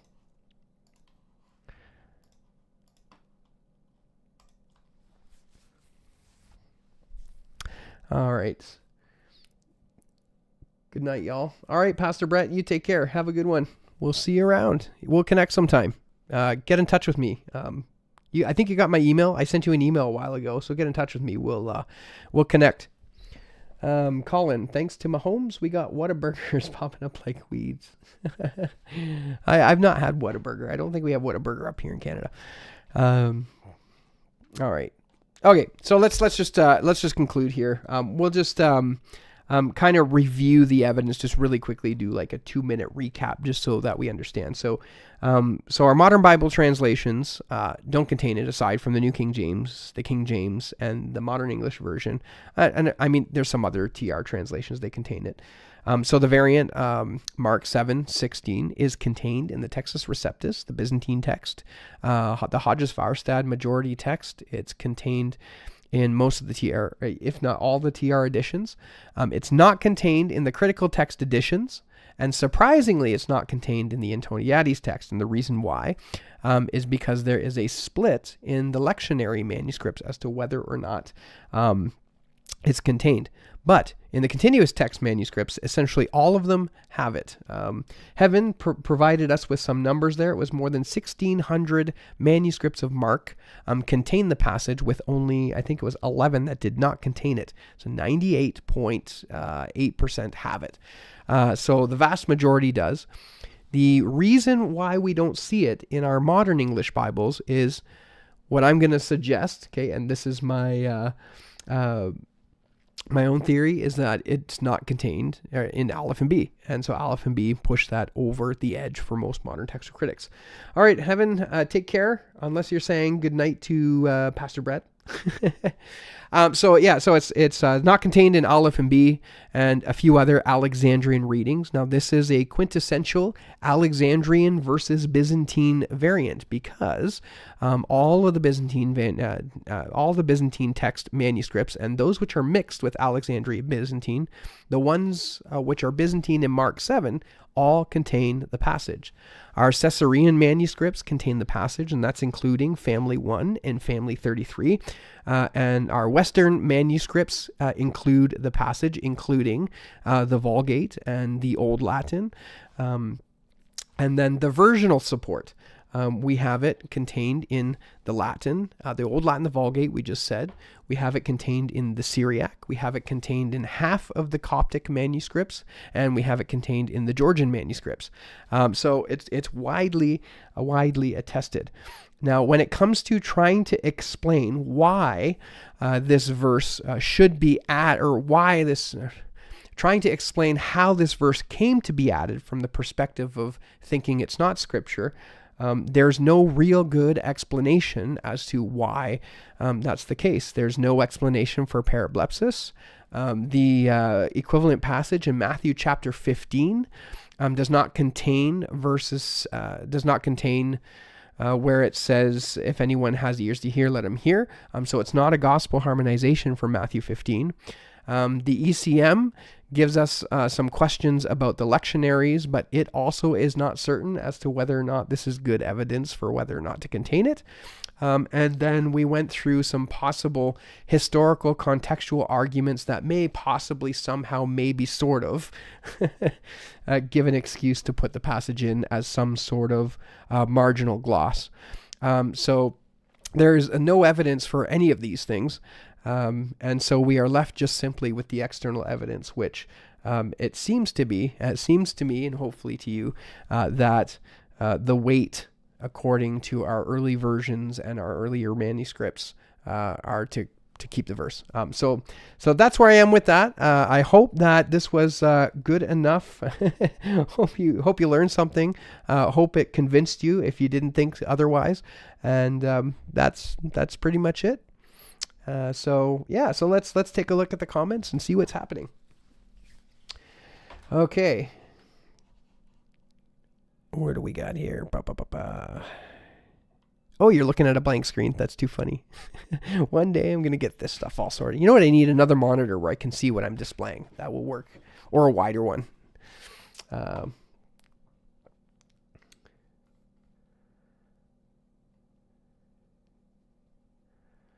Okay. Sorry, I'm getting distracted by the comments that are just popping up there. Okay, so Pastor Brett said good night. He's gone. Colin, and thanks to Mahomes. We got Whataburgers popping up everywhere. Send again, please. I don't know what that means. All right, sorry, I didn't hear the variant. Are you referring to the variant that we're looking at next week? It's going to be Mark. Let's see, 9. Mark chapter 9, verse 44 to 46. Without a good reason to omit it. Should stay. Yes. Yeah. There's no good reason. There's no good explanation for how it got added. That's the problem. And I mean, we didn't touch on this in the main part, but really when you consider copying stuff down in writing, it's more likely that somebody's going to miss something rather than expend mental energy to try to come up with something to include somewhere. So it would have had to be done purposely, and there's no record of that at all anywhere. Even this idea of a marginal gloss, it just, it's not convincing. Wesley Grau, without a good reason to omit it, yes. Colin, solid case, all in all, keep the baby in bathwater, leave Tischendorf in the trash. Okay, where are we here? I just scrolled and I lost myself. Where are we here? There it is. Pastor Brett, TH is down here. There is a good number of Canadians here too. Yes, we are everywhere. Canadians are everywhere. Yes, the verse should stay. Awesome. Heaven, night. I'm guessing you're saying night to Pastor Brett. I think I touched on that. Get gnomed. Aleph and B shouldn't be as exalted as they are in modern text or criticism. Yeah, that's my initial thought. I'd love to have somebody come on and talk about why there's so much weight put on Vaticanus and Sinaiticus. I would be interested to hear from a textual critic why that's the case. Maybe I'll shop around, see if I can find someone who's willing to come on and talk about that. Soldier of Christ 73. I missed the stream. Hopefully I can catch the next one. Yes, typically we're around 9 o'clock. I try to run the live streams on Wednesdays. I don't always make it, so I haven't put any super commitments in writing anywhere. But yeah, typically Wednesdays around 9-ish is when I start. So RR says, good night. Have a good one, Mr. Rennell. Get Gnomed says, we both missed the stream. Yeah, you were here first. How did you miss the stream, Mr. Gnomed? How did that happen?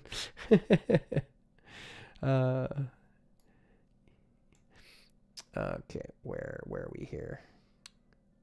I hit, there it is. Helga Evanson says, some argue it was Codex Aleph that tipped the scales. Without it, there was basically only Codex Vaticanus. You can see this in the older literature, pre-1840 versus post-1840. Yeah, that would be interesting to see. Ross Lewichuk's great job. Thank you, Ross. Friendly Neighborhood Jesus Freak, gotta have dual head. I have two 1920 by 1080 monitors. Yeah, so I have one here that doesn't even meet so the main one I have here doesn't meet the minimum resolution requirements for Windows 11. And then I have my 1080p monitor over here, but upstairs I have a ultra wide 2560, which would be nice down here. I just gotta justify getting another monitor for upstairs, and I can bring that one down there. Works for me, thanks. Yes, Pastor Brett bought me the one. A friend in New Jersey bought me the other. Oh, awesome. Great. Get Gnomed, is there a textual historical reason why we don't have more codexes of the Bible? Is there a textual historical reason why we don't have more codexes of the Bible? I don't know how to answer that. My suggestion, or my, yeah, okay, I think I know what you're saying here. Yeah, so the typical argument goes something along the lines of the climate in the East. Well, actually, the climate generally all over the Mediterranean isn't very good for the sake of preserving manuscripts. You know, high humidity, temperature, they degrade the manuscripts faster, that sort of thing. So what we have as far as like our earliest manuscripts, this is why they all tend to come from Egypt, right? The papyrus, because the climate in Egypt was more akin for preserving manuscripts. In addition to that, a number of other manuscripts, codices, would have been lost in things like wars and battles and persecution and destruction of Bibles. I mean, there's plenty of accounts of where, you know, the Caesar of the time would come and confiscate Bibles and destroy them. Yeah, that's part of the reason why we don't have as many as we do, right? And then even more recently in the First and Second World War, a number of manuscripts would have been destroyed in the bombing of various places. So, yeah, it's a tragedy.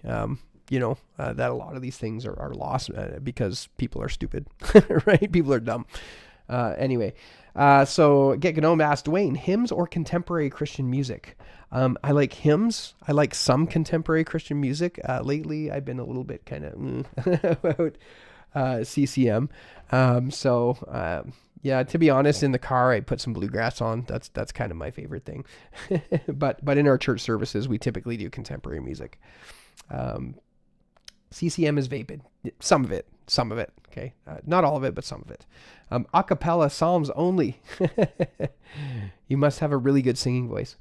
All right. Friendly Neighborhood Jesus Freak. I suppose it has to do with the perishability of papyrus. Yes. And the climate. Rome tried to destroy them all. Yes, on numerous occasions. Who were they? I did a video on the Mark of the Beast. 666 versus 616, and it was the Donatists that was actually a response to Christian persecution. And the Donatists, what they said is those who ended up giving up their Bibles, well, they didn't see them as fit for leadership in the church, and so they spurred this whole movement on. So that's just one example. Heaven Jones, more codices. They're really big and expensive to make, yes. They tended to get recycled, palimpsested, lots of destruction, e.g. Aleppo Codex, only largely lost in 1948, yes. Our church does 2 hymns and 1 worship course. Good. we need to sing more songs. I agree. Yeah, the songs are wonderful. Just out of curiosity, what denominational representation do we have here? Do we have I know we have some Greek Orthodox in here. I know we have a Baptist in here. Do we have any Presbyterians or Pentecostals or what do we got going on in here? Let's hear. Judging by some of the hymn and the psalm stuff, I'm gonna guess we have some Presbyterians and maybe some Anglicans or something. Let's see. We'll see what comes up in the chat. United Methodist. Okay, very good. How did the split go? I know I've been keeping an eye on some of the Methodist stuff. Which side of the split are you on? Non-denominational, very good. Baptist, Douglas Souter, Lutheran. Okay, yeah. Baptist, Pentecostal. Brother Wesley, you and I, we're Pentecostals together. I'll pray in tongues and you interpret. How's that sound? I'm just kidding. No, I won't pray in tongues here.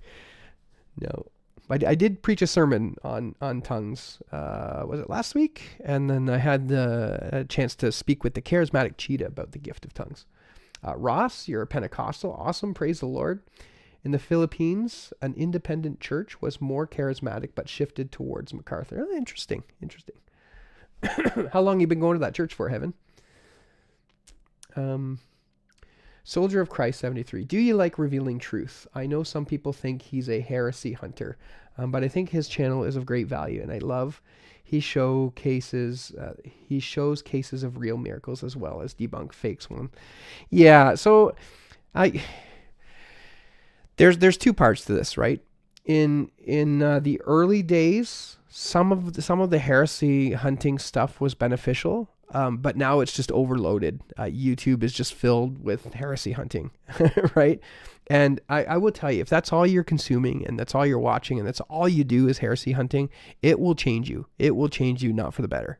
So, yeah, I tend to stay away from that kind of stuff. Maybe every once in a while I'll pop something on if it's related to something I'm doing or related to something I'm seeing. But yeah, I've cut down my diet of heresy hunt videos. I think it's sometimes necessary, but there's too much of it. So when you're talking about revealing truth, yeah, he's one of the videos that I just typically skip by. Yeah, I don't need to hear every day about how Catherine Crick is a fraud, right? And that's, a lot of people are talking about that right now and going on and on and on and on about it. But yes, so some people do need to realize that there's some fakes and frauds out there, and I think it's good to point them out. I know Mike Winger's been doing a lot of stuff on Benny Hinn, which is good. Glad to see that. I hope he doesn't stay there too long, because again, like I said, when you stay with that kind of stuff for a while, it kind of changes you. It kind of messes you up a little bit, I think. Anyway, that's my opinion. So still buffering. Haven't found a church home yet. Well, I hope you find one soon. Yeah, it's very important. I watch a lot of Fighting for the Faith, Long for Truth, and Bezel T. Yeah, I'm familiar with those guys. Douglas Soda, are your Sunday service live streamed?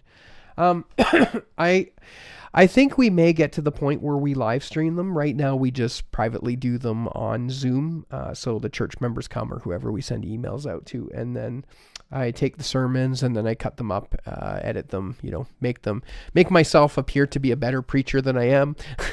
And then I post them online. No, I'm just kidding. I typically post, very, very little editing goes into those. I just cut the music out. I cut out the prayer at the start, leave the prayer at the end, and then I pop it online. So yeah, that's the Pentecostal Country Church Lion's Head. So you can go there and catch sermons. So as member 1 year, attending 2 years. Oh, very good. Awesome.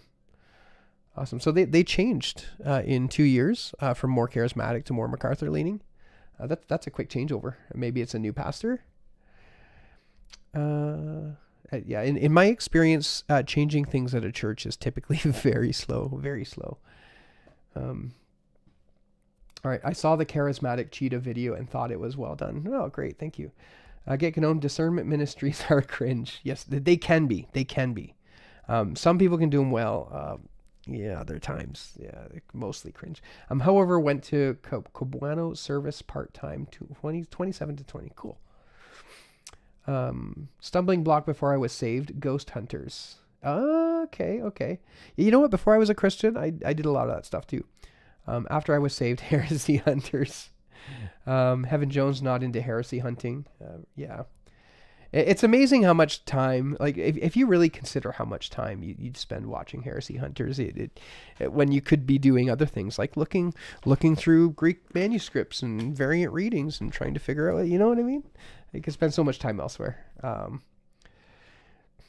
David, Martin Lloyd-Jones, love Martin Lloyd-Jones, commented on a famous Canadian Baptist who spent a lot of time fighting heresy, and he questioned whether it was healthy. Yeah. Ross Luchuk, amen. Heresy hunters. I have to watch myself on this one. Yeah. Yeah. You know what it is? I'll tell you what the draw is to watching heresy hunting videos. And some of you may disagree with me, and that's perfectly fine. But the same thing that draws people into gossip is the same thing that draws people into heresy hunting. Okay, I'll just say it like that. Same thing that draws people into gossip is the same sort of thing that draws people into heresy hunting. You just want to hear about how, like, someone is messing it up really good, and maybe there's an element of you just kind of want to feel a little bit better about yourself by watching somebody else who you know is a heretic and getting it squashed. And sometimes there's this unhealthy feeling of, I want to watch someone get smashed into the ground. They're preaching falsehood, and there tends to be the people who tend to walk in this whole heresy hunting thing, right? They tend to have a little less mercy and grace. I think that's how it impacts you for the negative. You tend to look more for issues rather than look for opportunities for mercy and grace. And I get it. Some of the stuff is just super egregious, right? And some of the stuff needs to be called out. I'm not saying that, but just an unhealthy obsession with heresy hunting. All right, and we need more sound. Continuationist teachers on YouTube like Mike Winger and Revealing Truth. The oversaturation of full cessationist teaching is sad. Yes. Reformed Christianity, for those who are Reformed, right? They got on the YouTube stuff really early, and so they were able to get their teachings out, and cessationists got out along with that. So because they all got out really early, like we're talking like John MacArthur and John Piper and Paul Washer, these guys, and they're great. I listen to them; they're wonderful. Okay, but they're cessationists, and so because they got popular, cessationism got popular. I can think of I remember watching, or at least being part of, or listening to James White and Jeff Durbin. They're really popular, right? They're these Reformed guys who are cessationists. But I remember they had this big discussion a while back about becoming postmillennial and why they're postmillennial. And as soon as that video came out, I noticed in the weeks after that a whole bunch of people were like, I'm postmillennial now. So this kind of theology comes in fads, right? A lot of people, I think, just became postmillennial because they heard an argument from these two really popular people, and now they're postmillennial. Same thing happens with the cessationism and continuationism and that kind of stuff. So they got on the YouTube first and started the fads first, right? And that's why it's so popular. But yes, I'd like to see some good continuationist teaching like we see at Remnant Radio kind of come out on the channel. I've debated on whether or not I want to get into that discussion. If I do, it will be not on this channel. It'll be on either the church channel or a separate channel for that. I don't know. We'll see. All right. Years. It was answering your question about how long I'd been there. Yes. Sorry. 15-second delay, and then everybody else. Yeah, it's hard to keep track sometimes. So the church shift took probably 20 years. Okay, that makes sense. And in some ways, not totally in the MacArthur camp. They still have some aspects of their charismatic heritage there. Oh, that's good. Maybe. It depends on what part of that heritage. All right, I don't hate MacArthur, but you can't deny he has basically became like the Pope in some Reformed circles. I think a lot of people have put him on a very high pedestal. Anyway, Ross says bank tellers study real currency, not counterfeit. That's right. That's right. Friendly neighborhood Jesus freak. I can be dangerously strict on some things. I've said that an expulsion from church would scripturally require me to do something very extreme to myself. Citing Joshua 7:25. Okay, and then Get Gnome says the MacArthur circles are just terrible. You hear one side of the argument against the charismatics and don't hear the other side. Yeah. Well, it's the broad brush thing, right? So you're continuationist. You must be like those charismatics, like Benny Hinn and Kenneth Copeland, right? That's that's their best argument, not a good argument, but that's the best argument. No. Soldier of Christ again. I don't hate him. I think he does teach a lot of good things, but he does have a following that's in some circles quite unhealthy. Elevating people to such a high level of adoration is always dangerous. Just look at Rome for an example. Yeah. Praise the Lord God. Amen. Yeah. So there's something to be said. I'm saying farewell for now. Good to have been here. Thanks, Heaven. I'd be curious to see what you thought of this video. I'm sure it was a lot better than the last one. Yeah, your input's welcome. Yeah, so there's something to be said about Christian unity, right? And this is where I go. And even on this discussion that we're talking about here, Christian unity, whether you're a critical text person, whether you're a Byzantine text guy, whether you're a Textus Receptus only, or you're, Reformed Bibliology or King James King James Version only. I know some people might take issue with that. But we can all sit in unity around Christ and his crucifixion and the work he's done and living holy lives and all of this kind of stuff.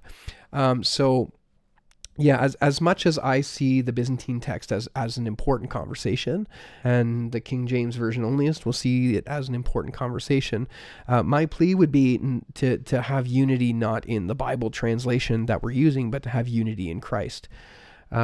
So we are going to have, there you go.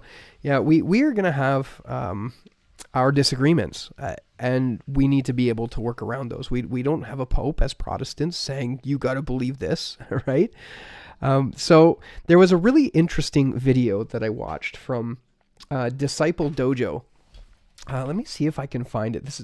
I was putting together a bike. We ordered a bike for the kids online, and there's 2 of them. And I went to the garage and I took my little computer and I put this Disciple Dojo on there. Let me change here. And while my sanctification was being tested, while I was putting this bike together, I was listening to Disciple Dojo in the background. Let me see if I can find it.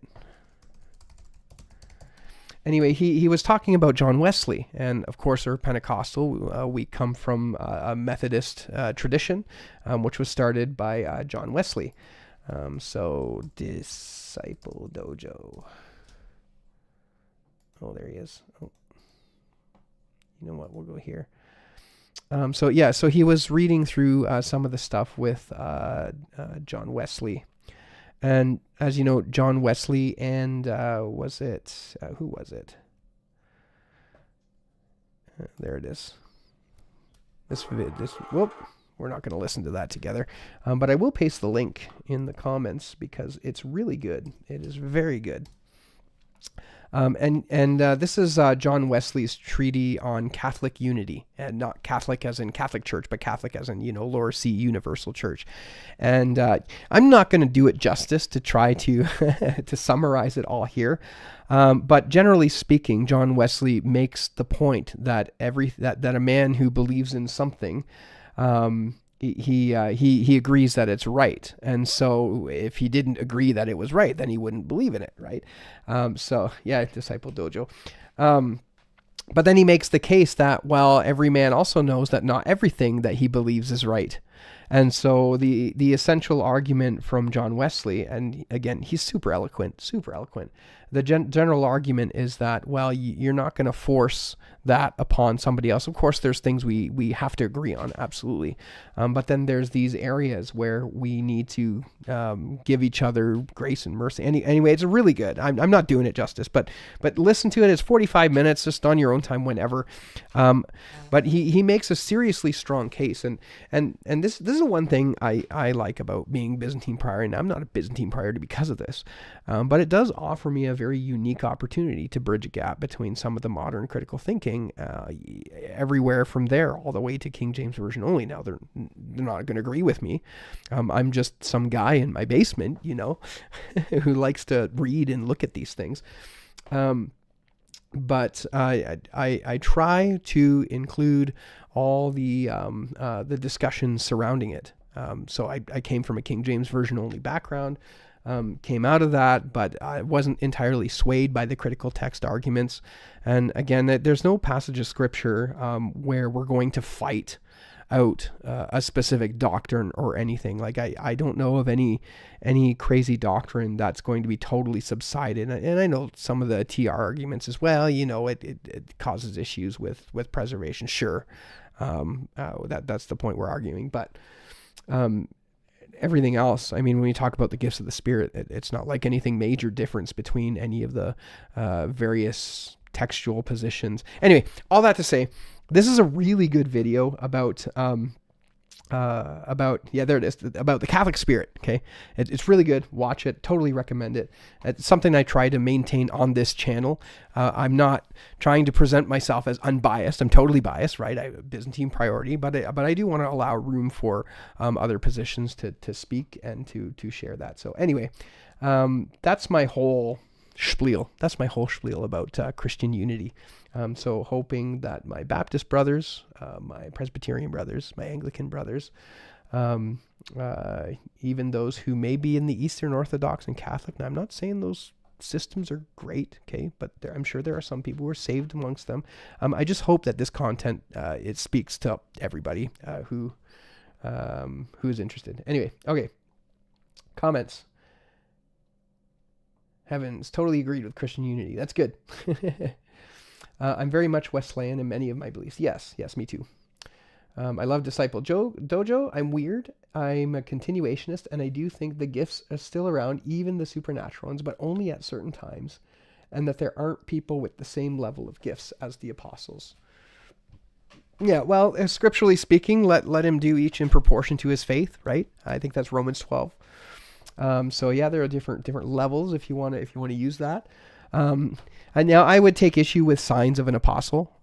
There are certainly signs of an apostle, but oftentimes it's used as signs of exclusively an apostle, and there's no exclusion there. It's not exclusive.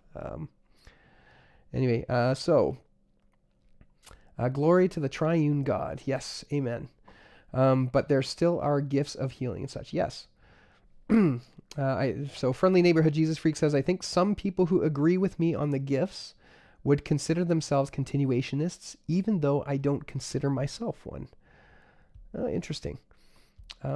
Soldier of Christ says, I meant to say I'm continuationist, but I accidentally wrote continuationist. Sorry. Must be those fat fingers again. I've seen too many verifiable proof of healings and verifiable miracles to be a cessation. Yes. Lots of stuff happens. I don't believe that Jehovah has gone deist, hard cessationist. But I don't believe that the apostolic gifts are still a thing. Just that God, being God, still occasionally works miracles. Yeah, see, my only issue with that when we start talking about apostolic gifts is when you look at 1 Corinthians 12, it doesn't list those as apostolic gifts. In fact, Paul is directing those toward the congregation that he's speaking to in 1 Corinthians. So there's definitely a set of gifts that belongs not just to apostles, but also to believers generally. And then you look at Acts 2, right? The fulfillment of Joel 2. And then at the end of his sermon in Acts 2, he talks about how this is for them and their generation and those who come after them. And as many as the Lord your God shall call. So, all right, so also proofs and not proof. Colin, I've had dreams before and received words in Latin that I couldn't explain. I don't speak Latin. Interesting. Get Gnome Soldier. Can you link to sources of verified miracles? I would like to see. You know what? Let me. There's a wonderful set of volumes. I'm actually meaning to purchase these. It's just they're rather expensive. Craig Keener. There we go.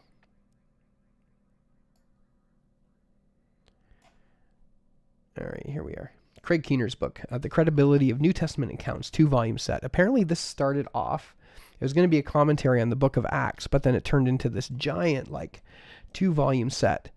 It looks like this is, oh, it is new. Okay, yeah, $91. Yeah, it's a steep price. Okay, and by the way, that's 91 Canadian dollars, so that's probably, yeah, I guess it's not as much for you Americans. But yeah, in here is hundreds or maybe even thousands of miracles attested to. I'm not getting any money from these links, right? This is something I ended up borrowing this from a library a while ago and reading through it, and I was like, oh wow, there is a tremendously amount of good stuff. All right, Heaven, you take care. But yeah, there's really good amount of stuff in here. So if you're looking for verified miracles, this would be a really good set by Craig Keener. So as long as it's not Mary in the burnt toast. That's right. That's too funny. Okay. All right. You know what? I think this is a good time to stop. We've been going for almost 2 hours. 2 hours. This is one of the longest live streams I've done yet. So anyway, I'm glad you guys could come on by. If you get a chance, go pop over to my Discord server. It's called New Testament Textual Discussions. Okay, and we'll be there continuing the conversation. If I'm available at the computer, I may answer your stuff, and if not, so it is. All right, guys. Well, anyway, brothers and sisters, until next time, we'll see you around.